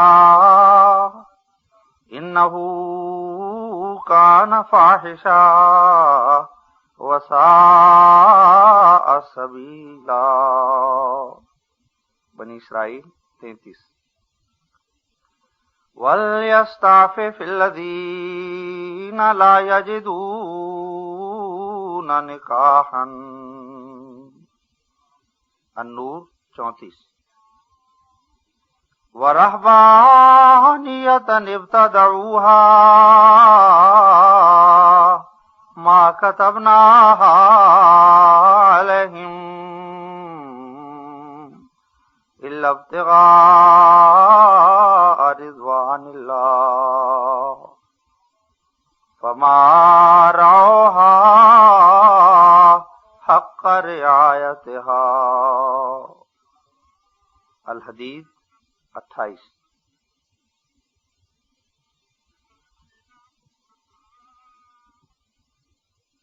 یعنی ایمانداروں کو جو مرد ہیں کہہ دے کہ آنکھوں کو نامحرم عورتوں کے دیکھنے سے بچائے رکھیں، اور ایسی عورتوں کو کھلے طور سے نہ دیکھیں جو شہوت کا محل ہو سکتی ہوں، اور ایسے موقع پر خوابیدہ نگاہ کی عادت پکڑیں اور اپنے ستر کی جگہ کو جس طرح ممکن ہو بچائیں، ایسے ہی کانوں کو نامحرموں سے بچائیں، یعنی بیگانہ عورتوں کے گانے بجانے اور خوش الہانی کی آوازیں نہ سنیں، ان کے حسن کے قصے نہ سنیں۔ یہ طریق پاک نظر اور پاک دل رہنے کے لیے عمدہ طریق ہے۔ ایسا ہی ایماندار عورتوں کو کہہ دے کہ وہ بھی اپنی آنکھوں کو نامحرم مردوں کے دیکھنے سے بچائیں اور اپنے کانوں کو بھی نامحرموں سے بچائیں، یعنی ان کی پرشہوت آوازیں نہ سنیں، اور اپنے ستر کی جگہ کو پردے میں رکھیں، اور اپنی زینت کے اعضاء کو کسی غیر محرم پر نہ کھولیں، اور اپنی اوڑھنی کو اس طرح سر پر لیں کہ گریبان سے ہو کر سر پر آ جائے، یعنی گریبان اور دونوں کان اور سر اور کن پٹیاں سب چادر کے پردے میں رہیں، اور اپنے پیروں کو زمین پر ناچنے والوں کی طرح نہ ماریں۔ یہ وہ تدبیر ہے کہ جس کی پابندی ٹھوکر سے بچا سکتی ہے۔ اور دوسرا طریق بچنے کے لیے یہ ہے کہ یعنی تم پر تمہاری مائیں حرام کی گئیں، اور ایسا ہی تمہاری بیٹیاں اور تمہاری بہنیں اور تمہاری پھوپھیاں اور تمہاری خالائیں اور تمہاری بھتیجیاں اور تمہاری بھانجیاں اور تمہاری وہ مائیں جنہوں نے تمہیں دودھ پلایا اور تمہاری رضائی بہنیں اور تمہاری بیویوں کی مائیں اور تمہاری بیویوں کے پہلے خاوند سے لڑکیاں جن سے تم ہم صحبت ہو چکے ہو، اور اگر تم ان سے ہم صحبت نہیں ہوئے تو کوئی گناہ نہیں، اور تمہارے حقیقی بیٹوں کی عورتیں، اور ایسے ہی دو بہنیں ایک وقت میں، یہ سب کام جو پہلے ہوتے تھے آج تم پر حرام کیے گئے۔ اور ایسے ہی دو بہنیں ایک وقت میں، یہ سب کام جو پہلے ہوتے تھے آج تم پر حرام کیے گئے۔ یہ بھی تمہارے لیے جائز نہ ہوگا کہ جبراً عورتوں کے وارث بن جاؤ، یہ بھی جائز نہیں کہ تم ان عورتوں کو نکاح میں لاؤ جو تمہارے باپوں کی بیویاں تھیں، جو پہلے ہو چکا سو ہو چکا۔ پاک دامن عورتیں تم میں سے یا پہلے اہل کتاب میں سے تمہارے لیے حلال ہیں کہ ان سے شادی کرو، لیکن جب مہر قرار پا کر نکاح ہو جائے بدکاری جائز نہیں، اور نہ چھپا ہوا یارانہ۔ عرب کے جاہلوں میں جس شخص کی اولاد نہ ہوتی تھی، بعض میں یہ رسم تھی کہ ان کی بیوی اولاد کے لیے دوسرے سے آشنائی کرتی۔ قرآن شریف نے اس صورت کو حرام کر دیا۔ مصافحت اسی بد رسم کا نام ہے۔ پھر فرمایا کہ تم خودکشی نہ کرو، اپنی اولاد کو قتل نہ کرو، اور دوسرے گھروں میں واشیوں کی طرح خود بخود بے اجازت نہ چلے جاؤ، اجازت لینا شرط ہے۔ اور جب تم دوسروں کے گھروں میں جاؤ تو داخل ہوتے السلام علیکم کہو، اور اگر ان گھروں میں کوئی نہ ہو تو جب تک کوئی مالک خانہ تمہیں اجازت نہ دے ان گھروں میں مت جاؤ، اور اگر مالک خانہ یہ کہے کہ واپس چلے جاؤ تو تم واپس چلے جاؤ، اور گھروں میں دیواروں پر سے کود کر نہ جایا کرو، بلکہ گھروں میں ان گھروں کے دروازوں میں سے جاؤ، اور اگر کوئی تمہیں سلام کہے تو اس سے بہتر اور نیک تر اس کو سلام کہو۔ شراب اور قمار بازی اور بت پرستی اور شگون لینا یہ سب پلید اور شیطانی کام ہیں، ان سے بچو۔ مردار مت کھاؤ، خنزیر کا گوشت مت کھاؤ، بتوں کے چڑھاوے مت کھاؤ، لاٹھی سے مارا ہوا مت کھاؤ، گر کے مرا ہوا مت کھاؤ، سینگ لگنے سے مرا ہوا مت کھاؤ، درندے کا پھاڑا ہوا مت کھاؤ، بت پر چڑھایا ہوا مت کھاؤ، کیونکہ یہ سب مردار کا حکم رکھتے ہیں۔ اور اگر یہ لوگ پوچھیں کہ پھر کھائیں کیا، تو جواب یہ دے کہ دنیا کی تمام پاک چیزیں کھاؤ، صرف مردار اور مردار کے مشابہ اور پلید چیزیں مت کھاؤ۔ اگر مجلسوں میں تمہیں کہا جائے کہ کشادہ ہو کر بیٹھو، یعنی دوسروں کو جگہ دو، تو جلد جگہ کشادہ کر دو تا دوسرے بیٹھیں، اور اگر کہا جائے کہ تم اٹھ جاؤ تو پھر بغیر چونو چرا کے اٹھ جاؤ۔ گوشت، دال وغیرہ سب چیزیں جو پاک ہوں بے شک کھاؤ، مگر ایک طرف کی کثرت مت کرو، اور اسراف اور زیادہ خوری سے اپنے تئیں بچاؤ۔ لغو باتیں مت کیا کرو، محل اور موقع کی بات کیا کرو۔ اپنے کپڑے صاف رکھو، بدن کو اور گھر کو اور کوچے کو اور ہر ایک جگہ کو جہاں تمہاری نشست ہو پلیدی اور میل کچیل اور کثافت سے بچاؤ۔ یعنی غسل کرتے رہو اور گھروں کو صاف رکھنے کی عادت پکڑو، نہ بہت اونچا بولا کرو نہ بہت نیچا، درمیان کو نگاہ رکھو، یعنی باستثناء وقت ضرورت کے، چلنے میں بھی نہ بہت تیز چلو اور نہ بہت آہستہ، درمیان کو نگاہ رکھو۔ جب سفر کرو تو ہر ایک طور پر سفر کا انتظام کر لیا کرو اور کافی زیادہ راہ لے لیا کرو تا گداگری سے بچو۔ جنابت کی حالت میں غسل کر لیا کرو۔ جب روٹی کھاؤ تو سائل کو بھی دو اور کتے کو بھی ڈال دیا کرو، اور دوسرے پرند وغیرہ کو بھی اگر موقع ہو۔ یتیم لڑکیاں جن کی تم پرورش کرو ان سے نکاح کرنا مضائقہ نہیں، لیکن اگر تم دیکھو کہ چونکہ وہ لاوارث ہیں شاید تمہارا نفس ان پر زیادتی کرے تو ماں باپ اور اقارب والی عورتیں کرو جو تمہاری مؤدب رہیں اور ان کا تمہیں خوف رہے۔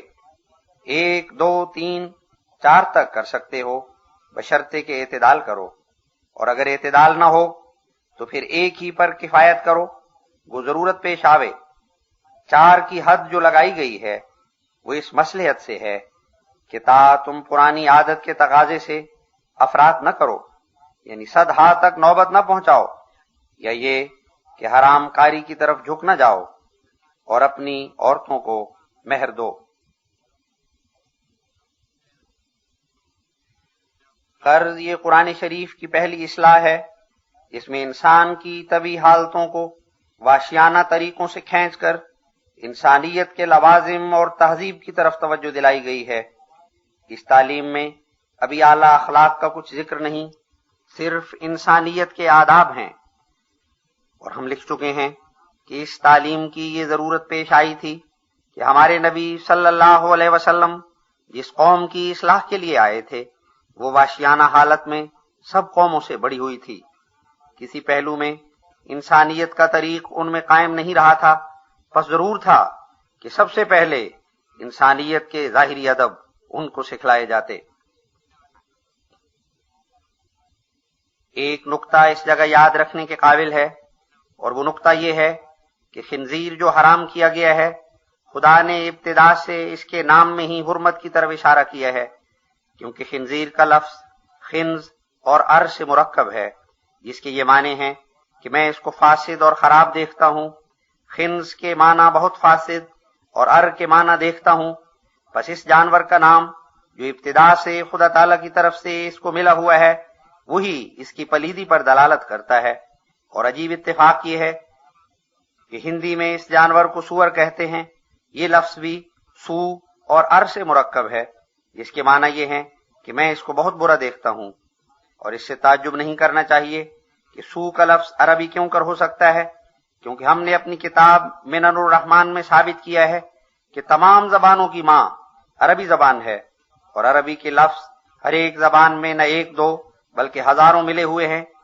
سو عربی لفظ ہے، اس لیے ہندی میں سو کا ترجمہ بد ہے، بس اس جانور کو بد بھی کہتے ہیں۔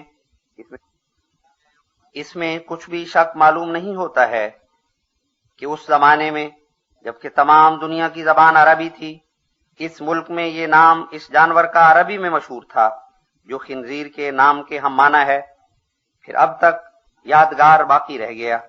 ہاں یہ ممکن ہے کہ شاستری میں اس کے قریب قریب یہی لفظ متغیر ہو کر اور کچھ بن گیا ہو، مگر صحیح لفظ یہی ہے، کیونکہ اپنی وجہ تسمیہ ساتھ رکھتا ہے جس پر لفظ خنزیر گواہ ناطق ہے، اور یہ معنی جو اس کے لفظ کے ہیں یعنی بہت فاسد، اس کی تشریح کی حاجت نہیں۔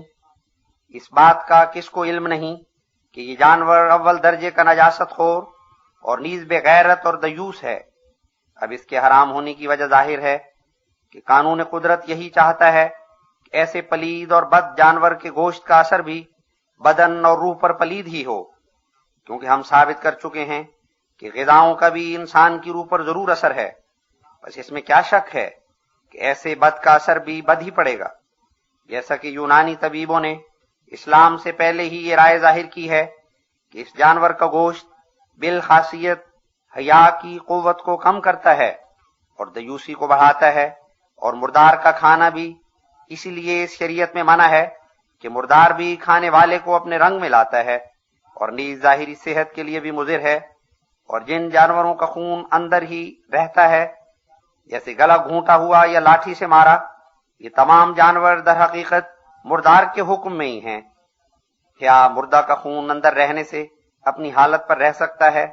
نہیں، بلکہ وہ بوجہ مرطوب ہونے کے بہت جلد گندا ہوگا اور اپنی عفونت سے تمام گوشت کو خراب کرے گا۔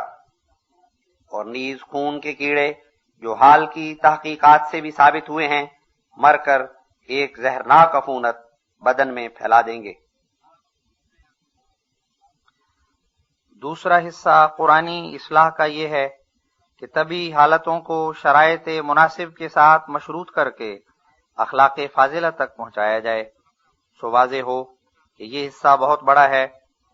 اگر ہم اس حصے کو تفصیل کے ساتھ، یہ اس کا ہاتھ خدا کا ہاتھ ہے جو ان کے ہاتھوں پر ہے، اور ایسا ہی فرماتا ہے وَمَا رَمَيْتَ إِذْ رَمَيْتَ وَلَكِنَّ اللَّهَ رَمَىٰ۔ الانفال 18۔ یعنی جو تو نے چلایا تو نے نہیں بلکہ خدا نے چلایا۔ غرض اس درجے پر خدا کے ساتھ کمال اتحاد ہو جاتا ہے، اور خدا تعالیٰ کی پاک مرضی روح کے رگ و ریشہ میں سرایت کر جاتی ہے، اور اخلاقی طاقتیں جو کمزور تھیں اس درجے میں محکم پہاڑوں کی طرح نظر آتی ہیں۔ عقل اور فراست نہایت لطافت پر آ جاتی ہے۔ یہ معنی اس آیت کے ہیں جو اللہ تعالیٰ فرماتا ہے وَأَيَّدَهُمْ بِرُوحٍ مِّنْهُ، المجادلہ 23۔ اس مرتبے میں محبت اور عشق کی نہریں ایسے طور سے جوش مارتی ہیں جو خدا کے لیے مرنا اور خدا کے لیے ہزاروں دکھ اٹھانا اور بے آبرو ہونا ایسا آسان ہو جاتا ہے کہ گویا ایک ہلکا سا تنکا توڑنا ہے۔ خدا کی طرف کھینچ چلا جاتا ہے اور نہیں جانتا کہ کون کھینچ رہا ہے۔ ایک غیبی ہاتھ اس کو اٹھائے پھرتا ہے، اور خدا کی مرضیوں کو پورا کرنا اس کی زندگی کا اصل اصول ٹھہر جاتا ہے۔ اس مرتبے میں خدا بہت ہی قریب دکھائی دیتا ہے، جیسا کہ اس نے فرمایا ہے نحن اقرب الیہ من حبل الورید، قاف 17، کہ ہم اس سے اس کی رگ جان سے بھی زیادہ تر نزدیک ہیں۔ ایسی حالت میں اس مرتبے کا آدمی ایسا ہوتا ہے کہ جس طرح پھل پختہ ہو کر خود بخود درخت پر سے گر جاتا ہے، اسی طرح اس مرتبے کے آدمی کے تمام تعلقات سفلی کل عدم ہو جاتے ہیں۔ اس کا اپنے خدا سے گہرا تعلق ہو جاتا ہے اور وہ مخلوق سے دور چلا جاتا اور خدا کے مکالمات اور مخاطبات سے شرف پاتا ہے۔ اس مرتبے کے حاصل کرنے کے لیے اب بھی دروازے کھلے ہیں جیسا کہ پہلے کھلے ہوئے تھے، اور اب بھی خدا کا فضل یہ نعمت ڈھونڈنے والوں کو دیتا ہے جیسا کہ پہلے دیتا تھا، مگر یہ راہ محض زبان کی فضولیوں کے ساتھ حاصل نہیں ہوتی، اور فقط بے حقیقت باتوں اور لاکھوں سے یہ دروازہ نہیں کھلتا۔ چاہنے والے بہت ہیں مگر پانے والے کم۔ اس کا کیا سبب ہے؟ یہی کہ یہ مرتبہ سچی سرگرمی، سچی جانفشانی پر موقوف ہے۔ باتیں قیامت تک کیا کرو، کیا ہو سکتا ہے؟ صدق سے اس آگ پر قدم رکھنا جس کے خوف سے اور لوگ بھاگتے ہیں، اس راہ کی پہلی شرط ہے۔ اگر عملی سرگرمی نہیں تو لاف زنی ہیچ ہے۔ اس بارے میں اللہ جل شانہ فرماتا ہے وَإِذَا سَأَلَكَ عِبَادِي عَنِّي فَإِنِّي قَرِيبٌ أُجِيبُ دَعْوَةَ الدَّاعِ إِذَا دَعَانِ فَلْيَسْتَجِيبُوا لِي وَلْيُؤْمِنُوا بِي لَعَلَّهُمْ يَرْشُدُونَ۔ البقرہ 187۔ یعنی اگر میرے بندے میری نسبت سوال کریں کہ وہ کہاں ہے تو ان کو کہہ کہ وہ تم سے بہت ہی قریب ہے، میں دعا کرنے والے کی دعا سنتا ہوں۔ بس چاہیے کہ وہ دعاؤں سے میرا وصل ڈھونڈیں اور مجھ پر ایمان لاویں تا کامیاب ہوں میں۔ دوسرا سوال سوالات مستفسرہ میں سے یہ ہے کہ موت کے بعد انسان کی کیا حالت ہوتی ہے؟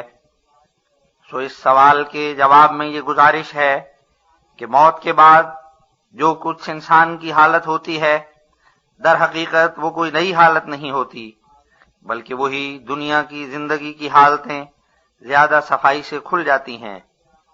جو کچھ انسان کے عقائد اور اعمال کی کیفیت صالحہ یا غیر صالحہ ہوتی ہے وہ اس جہان میں مخفی طور پر اس کے اندر ہوتی ہے، اور اس کا تریاق یا زہر ایک چھپی ہوئی تاثیر انسانی وجود پر ڈالتا ہے، مگر آنے والے جہان میں ایسا نہیں رہے گا، بلکہ وہ تمام کیفیات کھلا کھلا اپنا چہرہ دکھلائیں گی۔ اس کا نمونہ عالم خواب میں پایا جاتا ہے کہ انسان کے بدن پر جس قسم کے مواد غالب ہوتے ہیں، عالم خواب میں اسی قسم کی جسمانی حالتیں نظر آتی ہیں۔ جب کوئی تیز تپ چڑھنے کو ہوتا ہے تو خواب میں اکثر آگ اور آگ کے شعلے نظر آتے ہیں، اور بلغمی تپوں اور ریزش اور زکام کے غلبے میں انسان اپنے تئیں پانی میں دیکھتا ہے۔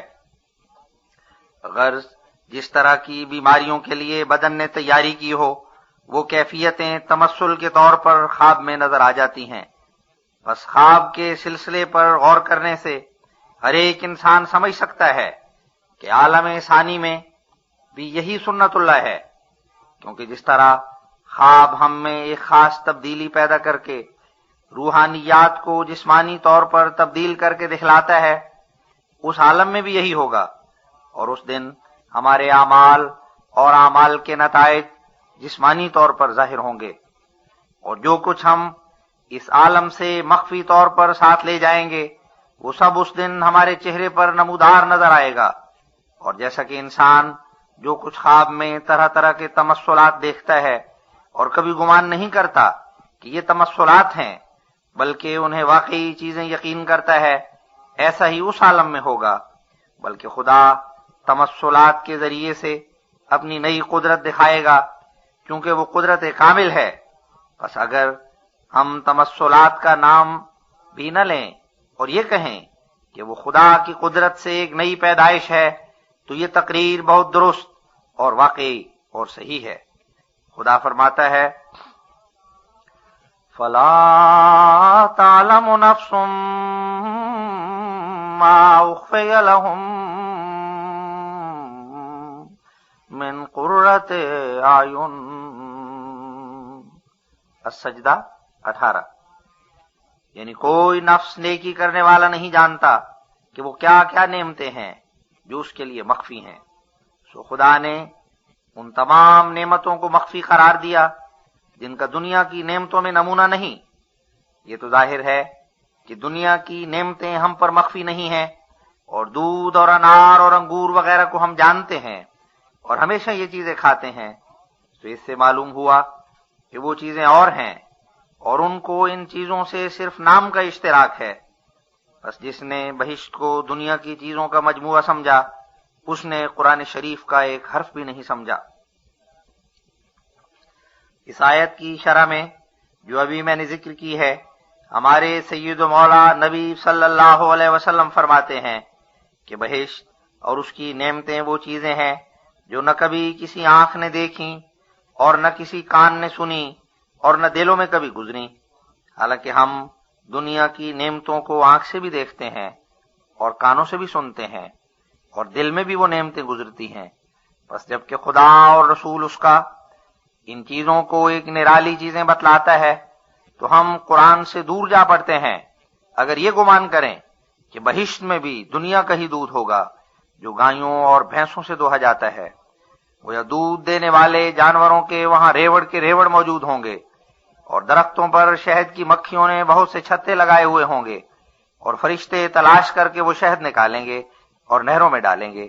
کہ ایسے خیالات اس تعلیم سے کچھ مناسبت رکھتے ہیں جس میں یہ آیتیں موجود ہیں کہ دنیا نے ان چیزوں کو کبھی نہیں دیکھا، اور وہ چیزیں روح کو روشن کرتی ہیں اور خدا کی معرفت بڑھاتی ہیں اور روحانی غذائیں ہیں۔ وہ ان غذاؤں کا تمام نقشہ جسمانی رنگ پر ظاہر کیا گیا ہے، مگر ساتھ ساتھ بتایا گیا ہے کہ ان کا سرچشمہ روح اور راستی ہے۔ کوئی یہ گمان نہ کرے کہ قرآن کریم کی مندرجہ ذیل آیت سے یہ پایا جاتا ہے کہ جو نعمتیں بہشت میں دی جائیں گی، ان نعمتوں کو دیکھ کر بہشتی لوگ نہ کانشنس کی روح سے، صرف قصہ اور کہانی کے رنگ میں ہوتا ہے۔ اور جیسا کہ قرآن شریف نے عالم آخرت میں ایمان کے پاک درختوں کو انگور اور انار اور عمدہ میووں سے مشابہت دی ہے اور بیان فرمایا ہے کہ اس روز وہ ان میووں کی صورت میں متمثل ہوں گے اور دکھائی دیں گے، ایسا ہی بے ایمانی کے خبیث درخت کا نام عالم آخرت میں زقوم رکھا ہے، جیسا کہ وہ فرماتا ہے اذالک خیر نزلا ام شجرۃ الزقوم انا جعلناها فتنۃ للظالمین انها شجرۃ تخرج فی اصل الجحیم طلعها كأنه رؤوس الشیاطین۔ الصافات 63-66۔ ان شجرۃ الزقوم طعام الاثیم کالمہل یغلی فی البطون کغلی الحمیم۔ الدخان 44-47۔ ذوق انک انت اللذیذ الکریم۔ الدخان 50۔ یعنی تم بتلاؤ کہ بہشت کے باغ اچھے ہیں یا زقوم کا درخت جو ظالموں کے لیے ایک بلا ہے؟ وہ ایک درخت ہے جو جہنم کی جڑ میں سے نکلتا ہے، یعنی تکبر اور خود بینی سے پیدا ہوتا ہے۔ یہی دوزخ کی جڑ ہے۔ اس کا شگوفہ ایسا ہے جیسا کہ شیطان کا سر۔ شیطان کے معنی ہے ہلاک ہونے والا۔ یہ لفظ فیت سے نکلا ہے، بس حاصل کلام یہ ہے کہ اس کا کھانا ہلاک ہونا ہے۔ اور پھر فرمایا کہ زقوم کا درخت ان دوزخیوں کا کھانا ہے جو عمدن گناہ کو اختیار کر لیتے ہیں۔ وہ کھانا ایسا ہے جیسا کہ تانبا گلا ہوا، کھولتے ہوئے پانی کی طرح پیٹ میں جوش مارنے والا۔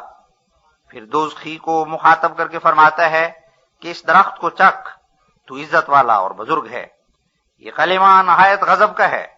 اس کا محصل یہ ہے کہ اگر تو تکبر نہ کرتا اور اپنی بزرگی اور عزت کا پاس کر کے حق سے منہ نہ پھیرتا تو آج یہ تلخیاں تجھے اٹھانی نہ پڑتی۔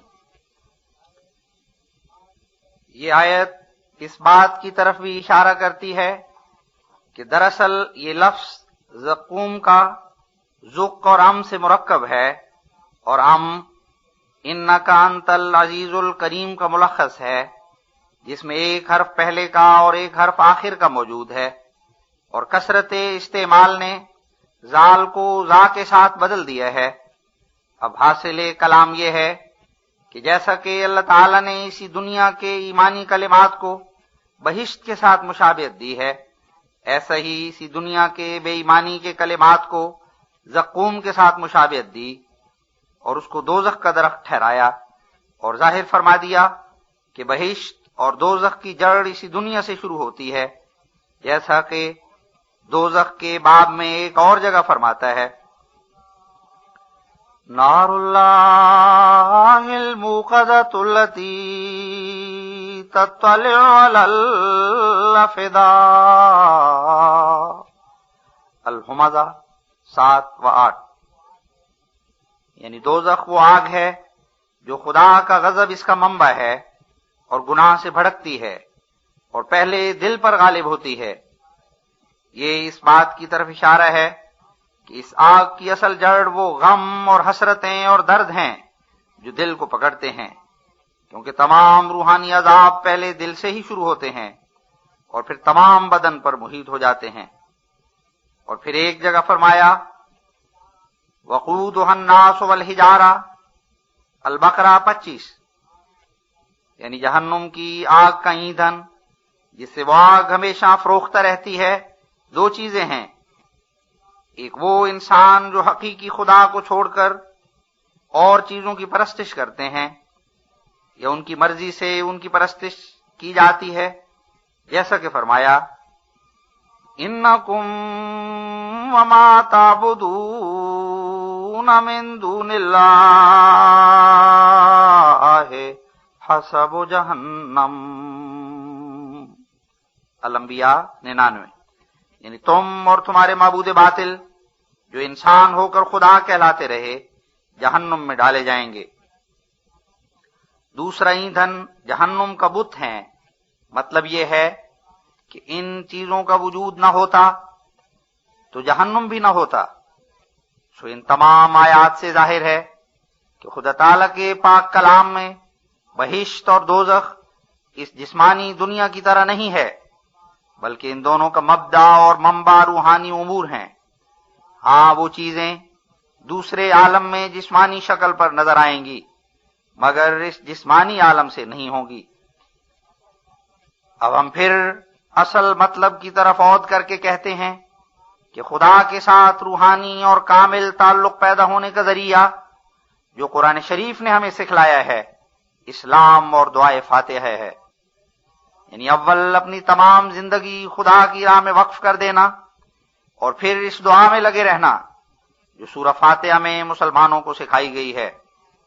تمام اسلام کا مغز یہ دونوں چیزیں ہیں، اسلام اور دعائے فاتحہ۔ دنیا میں خدا تک پہنچنے اور حقیقی نجات کا پانی پینے کے لیے یہی ایک اعلیٰ ذریعہ ہے، بلکہ یہی ایک ذریعہ ہے جو قانون قدرت نے انسان کی اعلیٰ ترقی اور وصال الہی کے لیے مقرر کیا ہے، اور وہی خدا کو پاتے ہیں کہ جو اسلام کے مفہوم کی روحانی آگ میں داخل ہوں اور دعائے فاتحہ میں لگے رہیں۔ اسلام کیا چیز ہے؟ وہی جلتی ہوئی آگ جو ہماری سفلی زندگی کو بھسم کر کے اور ہمارے باطل معبودوں کو جلا کر سچے اور پاک معبود کے آگے ہماری جان اور ہمارے مال اور ہماری آبرو کی قربانی پیش کرتی ہے۔ ایسے چشمے میں داخل ہو کر ہم ایک نئی زندگی کا پانی پیتے ہیں اور ہماری تمام روحانی قوتیں خدا سے یوں پیوند پکڑتی ہیں جیسا کہ ایک رشتہ دوسرے رشتے سے پیوند کیا جاتا ہے۔ بجلی کی آگ کی طرح ایک آگ ہمارے اندر سے نکلتی ہے اور ایک آگ اوپر سے ہم پر اترتی ہے۔ ان دونوں شعلوں کے ملنے سے ہماری تمام ہوا و ہوس اور غیر اللہ کی محبت بھسم ہو جاتی ہے اور ہم اپنی پہلی زندگی سے مر جاتے ہیں۔ اس حالت کا نام قرآن شریف کے روح سے اسلام ہے۔ اسلام سے ہمارے نفسانی جذبات کو موت آتی ہے اور پھر دعا سے ہم از سر نو زندہ ہوتے ہیں۔ اس دوسری زندگی کے لیے الہام الہی ہونا ضروری ہے۔ اسی مرتبے پر پہنچنے کا نام لقائے الہی ہے، یعنی خدا کا دیدار اور خدا کا درشن۔ اس درجے پر پہنچ کر انسان کو خدا سے وہ اتصال ہوتا ہے کہ گویا وہ اس کو آنکھ سے دیکھتا ہے اور اس کو قوت دی جاتی ہے اور اس کے تمام حواس اور تمام اندرونی قوتیں روشن کی جاتی ہیں اور پاک زندگی کی کشش بڑے زور سے شروع ہو جاتی ہے۔ اسی درجے پر آ کر خدا انسان کی آنکھ ہو جاتا ہے جس کے ساتھ وہ دیکھتا ہے، اور زبان ہو جاتا ہے جس کے ساتھ وہ بولتا ہے، اور ہاتھ ہو جاتا ہے جس کے ساتھ وہ حملہ کرتا ہے، اور کان ہو جاتا ہے جس کے ساتھ وہ سنتا ہے، اور پیر ہو جاتا ہے جس کے ساتھ وہ چلتا ہے۔ اسی درجے کی طرف اشارہ ہے جو خدا فرماتا ہے ید اللہ فوق ایدیہم، الفتح 11۔ یہ اس کا ہاتھ خدا کا ہاتھ ہے جو ان کے ہاتھوں پر ہے، اور ایسا ہی فرماتا ہے وَمَا رَمَيْتَ إِذْ رَمَيْتَ وَلَكِنَّ اللَّهَ رَمَى، الانفال 18۔ یعنی جو تو نے چلایا تو نے۔ اس آیت کا مطلب یہ ہے کہ جو لوگ سچے دل سے خدا تعالیٰ کو نہیں ڈھونڈتے ان پر خدا کی طرف سے رجت پڑتی ہے، وہ دنیا کی گرفتاریوں میں ایسے مبتلا رہتے ہیں کہ گویا پا بزنجیر ہیں، اور زمینی کاموں میں ایسے نگوسار ہوتے ہیں کہ گویا ان کی گردن میں ایک توق ہے جو ان کو آسمان کی طرف سر نہیں اٹھانے دیتا، اور ان کے دلوں میں حرص و ہوا کی ایک سوزش لگی ہوئی ہوتی ہے کہ یہ مال حاصل ہو جائے اور یہ جائیداد مل جائے اور فلاں ملک ہمارے قبضہ میں آ جائے اور فلاں دشمن پر ہم فتح پا جائیں، اس قدر روپیہ ہو، اتنی دولت ہو۔ سو چونکہ خدا تعالیٰ ان کو نالائق دیکھتا ہے اور برے کاموں میں مشغول پاتا ہے، اس لیے یہ تینوں بلائیں ان کو لگا دیتا ہے۔ اور اس جگہ اس بات کی طرف بھی اشارہ ہے کہ جب انسان سے کوئی فعل صادر ہوتا ہے تو اسی کے مطابق خدا بھی اپنی طرف سے ایک فعل صادر کرتا ہے۔ مثلا انسان جس وقت اپنی کوٹھڑی کے تمام دروازوں کو بند کر دے تو انسان کے اس فعل کے بعد خدا تعالیٰ کا یہ فعل ہوگا کہ وہ اس کوٹھڑی میں اندھیرا پیدا کر دے گا، کیونکہ جو امور خدا تعالیٰ کے قانون قدرت میں ہمارے کاموں کے لیے بطور ایک نتیجہ لازمی کے مقدر ہو چکے ہیں وہ سب خدا تعالیٰ کے فعل ہیں۔ وجہ یہ کہ وہی علت العلل ہے۔ ایسا ہی اگر مثلا کوئی شخص زہر قاتل کھا لے تو اس کے اس فعل کے بعد خدا تعالیٰ کا یہ فعل صادر ہوگا کہ اسے ہلاک کر دے گا۔ ایسا ہی اگر کوئی ایسا بے جا فعل کرے جو کسی متعدی بیماری کا موجب ہو تو اس کے اس فعل کے بعد خدا تعالیٰ کا یہ فعل ہوگا کہ وہ متعدی بیماری اس کو پکڑ لے گی۔ پس جس طرح ہماری دنیاوی زندگی میں صریح نظر آتا ہے کہ ہمارے ہر ایک فعل کے لیے ایک ضروری نتیجہ ہے اور وہ نتیجہ خدا تعالیٰ کا فعل ہے، ایسا ہی دین کے متعلق بھی یہی قانون ہے، جیسا کہ خدا تعالیٰ ان دو مثالوں میں صاف فرماتا ہے، وَالَّذِينَ جَاهَدُوا فِينَا لَنَهْدِيَنَّهُمْ سُبُلَنَا۔ العنکبوت 70۔ فَلَمَّا زَاغُوا أَزَاغَ اللَّهُ قُلُوبَهُمْ۔ الصف 6۔ یعنی جو لوگ اس فعل کو بجا لائے کہ انہوں نے خدا تعالیٰ کی جستجو میں پوری کوشش کی تو اس فعل کے لیے لازمی طور پر ہمارا یہ فعل ہوگا کہ ہم ان کو اپنی راہ دکھا دیں گے، اور جن لوگوں نے کجی اختیار کی اور سیدھی راہ پر چلنا نہ چاہا تو ہمارا فعل ان کی نسبت یہ ہوگا کہ ہم ان کے دلوں کو کج کر دیں گے۔ اور پھر اس حالت کو زیادہ توضیح دینے کے لیے فرمایا، من کان فی ہذہ اعمی فہو فی الآخرۃ اعمی واضل سبیلا۔ بنی اسرائیل 73۔ یعنی جو شخص اس جہان میں اندھا رہا وہ آنے والے جہان میں بھی اندھا ہی ہوگا، بلکہ اندھوں سے بدتر۔ یہ اس بات کی طرف اشارہ ہے کہ نیک بندوں کو خدا کا دیدار اسی جہان میں ہو جاتا ہے اور وہ اسی جگ میں اپنے اس پیارے کا درشن پا لیتے ہیں جس کے لیے وہ سب کچھ کھوتے ہیں۔ غرض مفہوم اس آیت کا یہی ہے کہ بہشتی زندگی کی بنیاد اسی جہان سے پڑتی ہے اور جہنمی بینائی کی جڑ بھی اسی جہان کی گندی اور قرآن عزیزت ہے۔ اور پھر فرمایا کہ وَبَشِّرِ الَّذِينَ آمَنُوا وَعَمِلُوا الصَّالِحَاتِ أَنَّ لَهُمْ جَنَّاتٍ تَجْرِي من تحتها الانہار۔ البقرہ 26۔ یعنی جو لوگ ایمان لاتے اور اچھے عمل بجا لاتے ہیں وہ ان باغوں کے وارث ہیں جن کے نیچے نہریں بہ رہی ہیں۔ اس آیت میں خدا تعالی نے ایمان کو باغ کے ساتھ مشابہت دی جس کے نیچے نہریں بہتی ہیں۔ بس واضح رہے کہ اس جگہ ایک اعلیٰ درجے کی فلسفی کے رنگ میں بتلایا گیا ہے کہ جو رشتہ نہروں کا باغ کے ساتھ ہے وہی رشتہ اعمال کا ایمان کے ساتھ ہے۔ بس جیسا کہ کوئی باغ بغیر پانی کے سرسبز نہیں رہ سکتا، ایسا ہی کوئی ایمان بغیر نیک کاموں کے زندہ ایمان نہیں کہلا سکتا۔ اگر ایمان ہو اور اعمال نہ ہو تو وہ ایمان ہیچ ہے، اور اگر اعمال ہوں اور ایمان نہ ہو تو وہ اعمال ریاکاری ہیں۔ اسلامی بہشت کی یہی حقیقت ہے کہ وہ اس دنیا کے ایمان اور عمل کا ایک ذل ہے، وہ کوئی نئی چیز نہیں جو باہر سے آ کر انسان کو ملے گی، بلکہ انسان کی بہشت انسان کے اندر ہی سے نکلتی ہے، اور ہر ایک کی بہشت اسی کا ایمان اور اسی کے اعمال صالحہ ہیں جن کی اسی دنیا میں لذت شروع ہو جاتی ہے۔ اور پوشیدہ طور پر ایمان اور اعمال کے باغ نظر آتے ہیں اور نہریں بھی دکھائی دیتی ہیں، لیکن عالم آخرت میں یہی باغ کھلے طور پر محسوس ہوں گے۔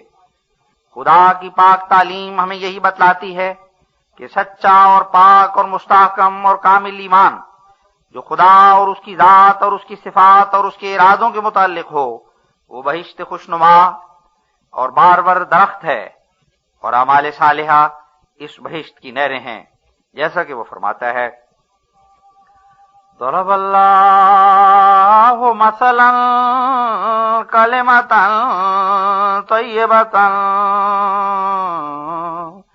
کشجرۃ طیبۃ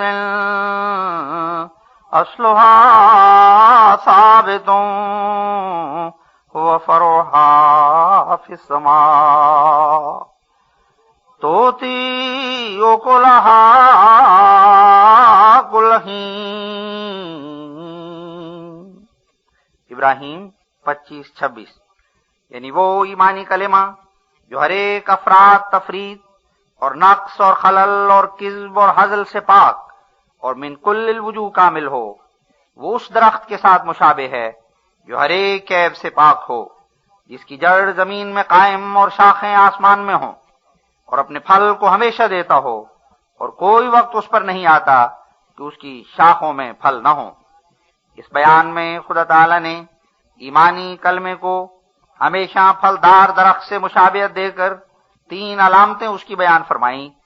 اول یہ کہ جڑ اس کی جو اصل مفہوم سے مراد ہے انسان کے دل کی زمین میں ثابت ہو، یعنی انسانی فطرت اور انسانی کانشنس نے اس کی حقانیت اور اصلیت کو قبول کر لیا ہو۔ دوسری علامت یہ کہ اس کلمے کی شاخیں آسمان میں ہوں، یعنی معقولیت اپنے ساتھ رکھتا ہو، اور آسمانی قانون قدرت جو خدا کا فعل ہے اس فعل کے مطابق ہو۔ مطلب یہ کہ اس کی صحت اور اصلیت کے دلائل قانون قدرت سے مستنبت ہو سکتے ہوں، اور نیز یہ کہ وہ دلائل ایسے اعلیٰ ہوں کہ گویا آسمان میں ہیں جن تک اعتراض کا ہاتھ نہیں پہنچ سکتا۔ تیسری علامت یہ ہے کہ وہ پھل جو کھانے کے لائق ہے دائمی اور غیر منقطع ہو، یعنی عملی مزاولت کے بعد اس کی برکات و تاثیرات ہمیشہ اور ہر زمانے میں مشہود اور محسوس ہوتی ہوں، یہ نہیں کہ کسی خاص زمانے تک ظاہر ہو کر پھر آگے بند ہو جائیں۔ اور پھر فرمایا، مثل کلمۃ خبیثۃ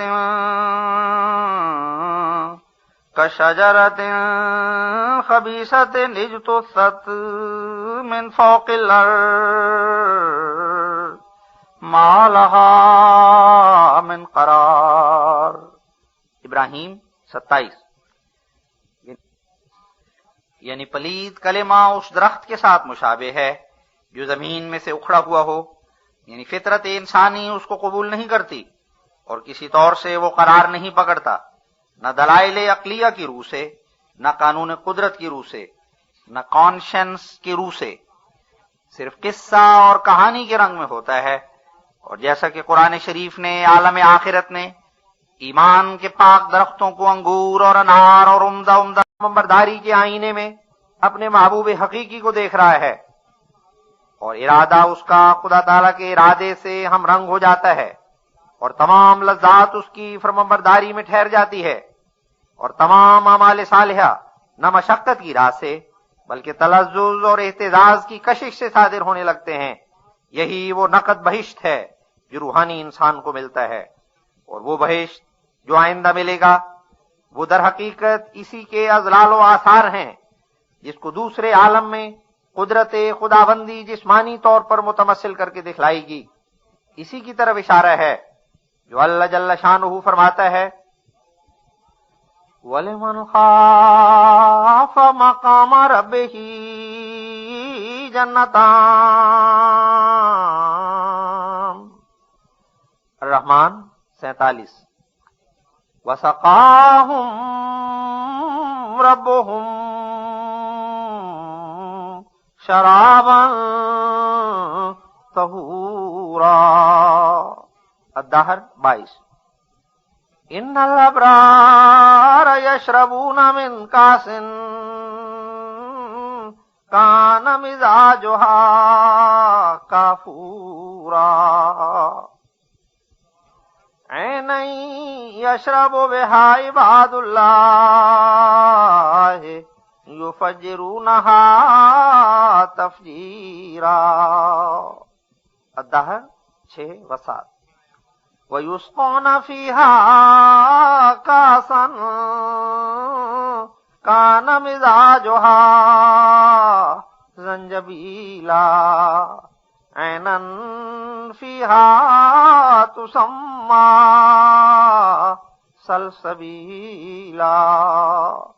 الدہر 18-19. اِنَّا أَعْتَدْنَا لِلْكَافِرِينَ سَلَاسِلَ وَأَغْلَالًا وَسَعِيرًا. الدہر 5. وَمَنْ كَانَ فِي هَٰذِهِ أَعْمَىٰ فَهُوَ فِي الْآخِرَةِ أَعْمَىٰ وَأَضَلُّ سَبِيلًا. بنی اسرائیل 73. یعنی جو شخص خدا تعالی سے خائف ہے اور اس کی عظمت و جلال کے مرتبے سے ہراساں ہے، اس کے لیے 2 بہشت ہیں، ایک یہی دنیا اور دوسری آخرت. اور ایسے لوگ جو خدا میں محو ہیں، خدا نے ان کو وہ شربت پلایا ہے جس نے ان کے دل اور خیالات اور ارادت کو پاک کر دیا. نیک بندے وہ شربت پی رہے ہیں جس کی ملونی کافور ہے. وہ اس چشمے سے پیتے ہیں جس کو وہ آپ ہی چیرتے ہیں. اور میں پہلے بھی بیان کر چکا ہوں کہ کافور کا لفظ اس واسطے اس آیت میں اختیار فرمایا گیا ہے کہ لغت عرب میں کفر دبانے اور ڈھانکنے کو کہتے ہیں. سو یہ اس بات کی طرف اشارہ ہے کہ انہوں نے ایسے خلوص سے انقطاع اور رجوع اللہ کا پیالہ پیا ہے کہ دنیا کی محبت بالکل ٹھنڈی ہو گئی ہے. یہ قاعدے کی بات ہے کہ تمام جذبات دل کے خیال سے ہی پیدا ہوتے ہیں، اور جب دل نالائق خیالات سے بہت ہی دور چلا جائے اور کچھ تعلقات ان سے باقی نہ رہیں تو وہ جذبات بھی آہستہ آہستہ کم ہونے لگتے ہیں، یہاں تک کہ نابود ہو جاتے ہیں. سو اس جگہ خدا تعالیٰ کی یہی غرض ہے، اور وہ اس آیت میں یہی سمجھاتا ہے کہ جو اس کی طرف کامل طور سے جھک گئے وہ نفسانی جذبات سے بہت ہی دور نکل گئے ہیں، اور ایسے خدا کی طرف جھکے کہ دنیا کی سرگرمیوں سے ان کے دل ٹھنڈے ہو گئے اور ان کے جذبات ایسے دب گئے جیسا کہ کافور زہریلے مادوں کو دبا دیتا ہے. اور پھر فرمایا کہ وہ لوگ اس کافوری پیالے کے بعد وہ پیالے پیتے ہیں جن کی ملونی زنجبیل ہے. اب جاننا چاہیے کہ زنجبیل 2 لفظوں سے مرکب ہے، یعنی زنا اور جبل سے. اور زنا لغت عرب میں اوپر چڑھنے کو کہتے ہیں اور جبل پہاڑ کو. اس کے ترکیبی معنی یہ ہیں کہ پہاڑ پر چڑھ گیا. اب جاننا چاہیے کہ انسان پر ایک زہریلی بیماری کے فروغ ہونے کے بعد اعلیٰ درجے کی صحت تک 2 حالتیں آتی ہیں. ایک وہ حالت جبکہ زہریلے مواد کا جوش بکلی جاتا رہتا ہے اور خطرناک مادوں کا جوش روح اصلاح ہو جاتا ہے اور سمی کیفیات کا حملہ بخیریت و عافیت گزر جاتا ہے، اور ایک مہلک طوفان جو اٹھا تھا نیچے دب جاتا ہے، لیکن ہنوز اعضاء میں کمزوری باقی ہوتی ہے، کوئی طاقت کا کام نہیں ہو سکتا، ابھی مردے کی طرح افتاں و خیزاں چلتا ہے. اور دوسری وہ حالت ہے کہ جب اصل صحت عود کر آتی اور بدن میں طاقت بھر جاتی ہے اور قوت کے بحال ہو جانے سے یہ حوصلہ پیدا ہو جاتا ہے کہ بلا تکلف پہاڑ کے اوپر چڑھ جائے اور نشاط خاطر سے اونچی گھاٹیوں پر دوڑتا چلا جائے. سو سلوک کے تیسرے مرتبے میں یہ حالت میسر آتی ہے. ایسی حالت کی نسبت اللہ تعالی آیت موصوفہ میں اشارہ فرماتا ہے کہ انتہائی درجے کے باخدا لوگ وہ پیالے پیتے ہیں جن میں زنجبیل ملی ہوئی ہے، یعنی وہ روحانی حالت کی پوری قوت پا کر بڑی بڑی گھاٹیوں پر چڑھ جاتے ہیں اور بڑے بڑے مشکل کام ان کے ہاتھ سے انجام پذیر ہوتے ہیں اور خدا کی راہ میں حیرت ناک جافشانیاں دکھلاتے ہیں۔ اس جگہ یہ بھی واضح رہے کہ علم طب کی روح سے زنجبیل وہ دوا ہے جس کو ہندی میں سونٹ کہتے ہیں۔ وہ حرارت غریزی کو بہت قوت دیتی ہے اور دستوں کو بند کرتی ہے، اور اس کا زنجبیل اسی واسطے نام رکھا گیا ہے کہ گویا وہ کمزور کو ایسا قوی کرتی ہے اور ایسی گرمی پہنچاتی ہے جس سے وہ پہاڑوں پر چڑھ سکے۔ ان متقابل آیتوں کے پیش کرنے سے، جن میں ایک جگہ کافور کا ذکر ہے اور ایک جگہ زنجبیل کا، خدا تعالیٰ کی یہ غرض ہے کہ تا اپنے بندوں کو سمجھائے کہ جب انسان جذبات نفسانی سے نیکی کی طرف حرکت کرتا ہے تو پہلے اس حرکت کے بعد یہ حالت پیدا ہوتی ہے کہ اس کے زہریلے مواد نیچے دبائے جاتے ہیں اور نفسانی جذبات روح بکمی ہونے لگتے ہیں، جیسا کہ کافور زہریلے مواد کو دبا لیتا ہے۔ اسی لیے وہ حیضہ اور مہرے کا تپوں میں مفید ہے، اور پھر جب زہریلے مواد کا جوش بالکل جاتا رہے اور ایک کمزور صحت جو ذوف کے ساتھ ملی ہوئی ہوتی ہے حاصل ہو جائے، تو پھر دوسرا مرحلہ یہ ہے کہ وہ ضعیف بیمار زنجبیل کے شربت سے قوت پاتا ہے، اور زنجبیلی شربت خدا تعالیٰ کے حسن و جمال کی تجلی ہے جو روح کی غذا ہے۔ جب اس تجلی سے انسان قوت پکڑتا ہے تو پھر بلند اور اونچی گھاٹیوں پر چڑھنے کے لائق ہو جاتا ہے اور خدا تعالیٰ کی راہ میں ایسی حیرت ناک سختی کے کام دکھلاتا ہے کہ جب تک یہ عاشقانہ گرمی کسی کے دل میں نہ ہو ہرگز ایسے کام دکھلا نہیں سکتا۔ تو خدا تعالیٰ نے اس جگہ ان دونوں حالتوں کے سمجھانے کے لیے عربی زبان کے دو لفظوں سے کام لیا ہے، ایک کافور سے جو نیچے دبانے والے کو کہتے ہیں، اور دوسرے زنجبیل سے جو اوپر چڑھنے والے کو کہتے ہیں، اور اس راہ میں بھی دو حالتیں سالکوں کے لیے واقع ہیں۔ باقی حصہ آیت کا یہ ہے، اِنَّا اعْتَدْنَا لِلْكَافِرِينَ سَلَاسِلَ وَأَغْلَالًا وَسَعِيرًا، یعنی ہم نے منکروں کے لیے جو سچائی کو قبول کرنا نہیں چاہتے زنجیریں تیار کر دی ہیں، اور طوق گردن اور ایک فروختہ آگ کی سوزش۔ اس آیت کا مطلب یہ ہے کہ جو لوگ سچے دل سے خدا تعالیٰ کو نہیں ڈھونڈتے، ان پر خدا کی طرف سے رجت پڑتی ہے، وہ دنیا کی گرفتاریوں میں ایسے مبتلا رہتے ہیں کہ گویا پا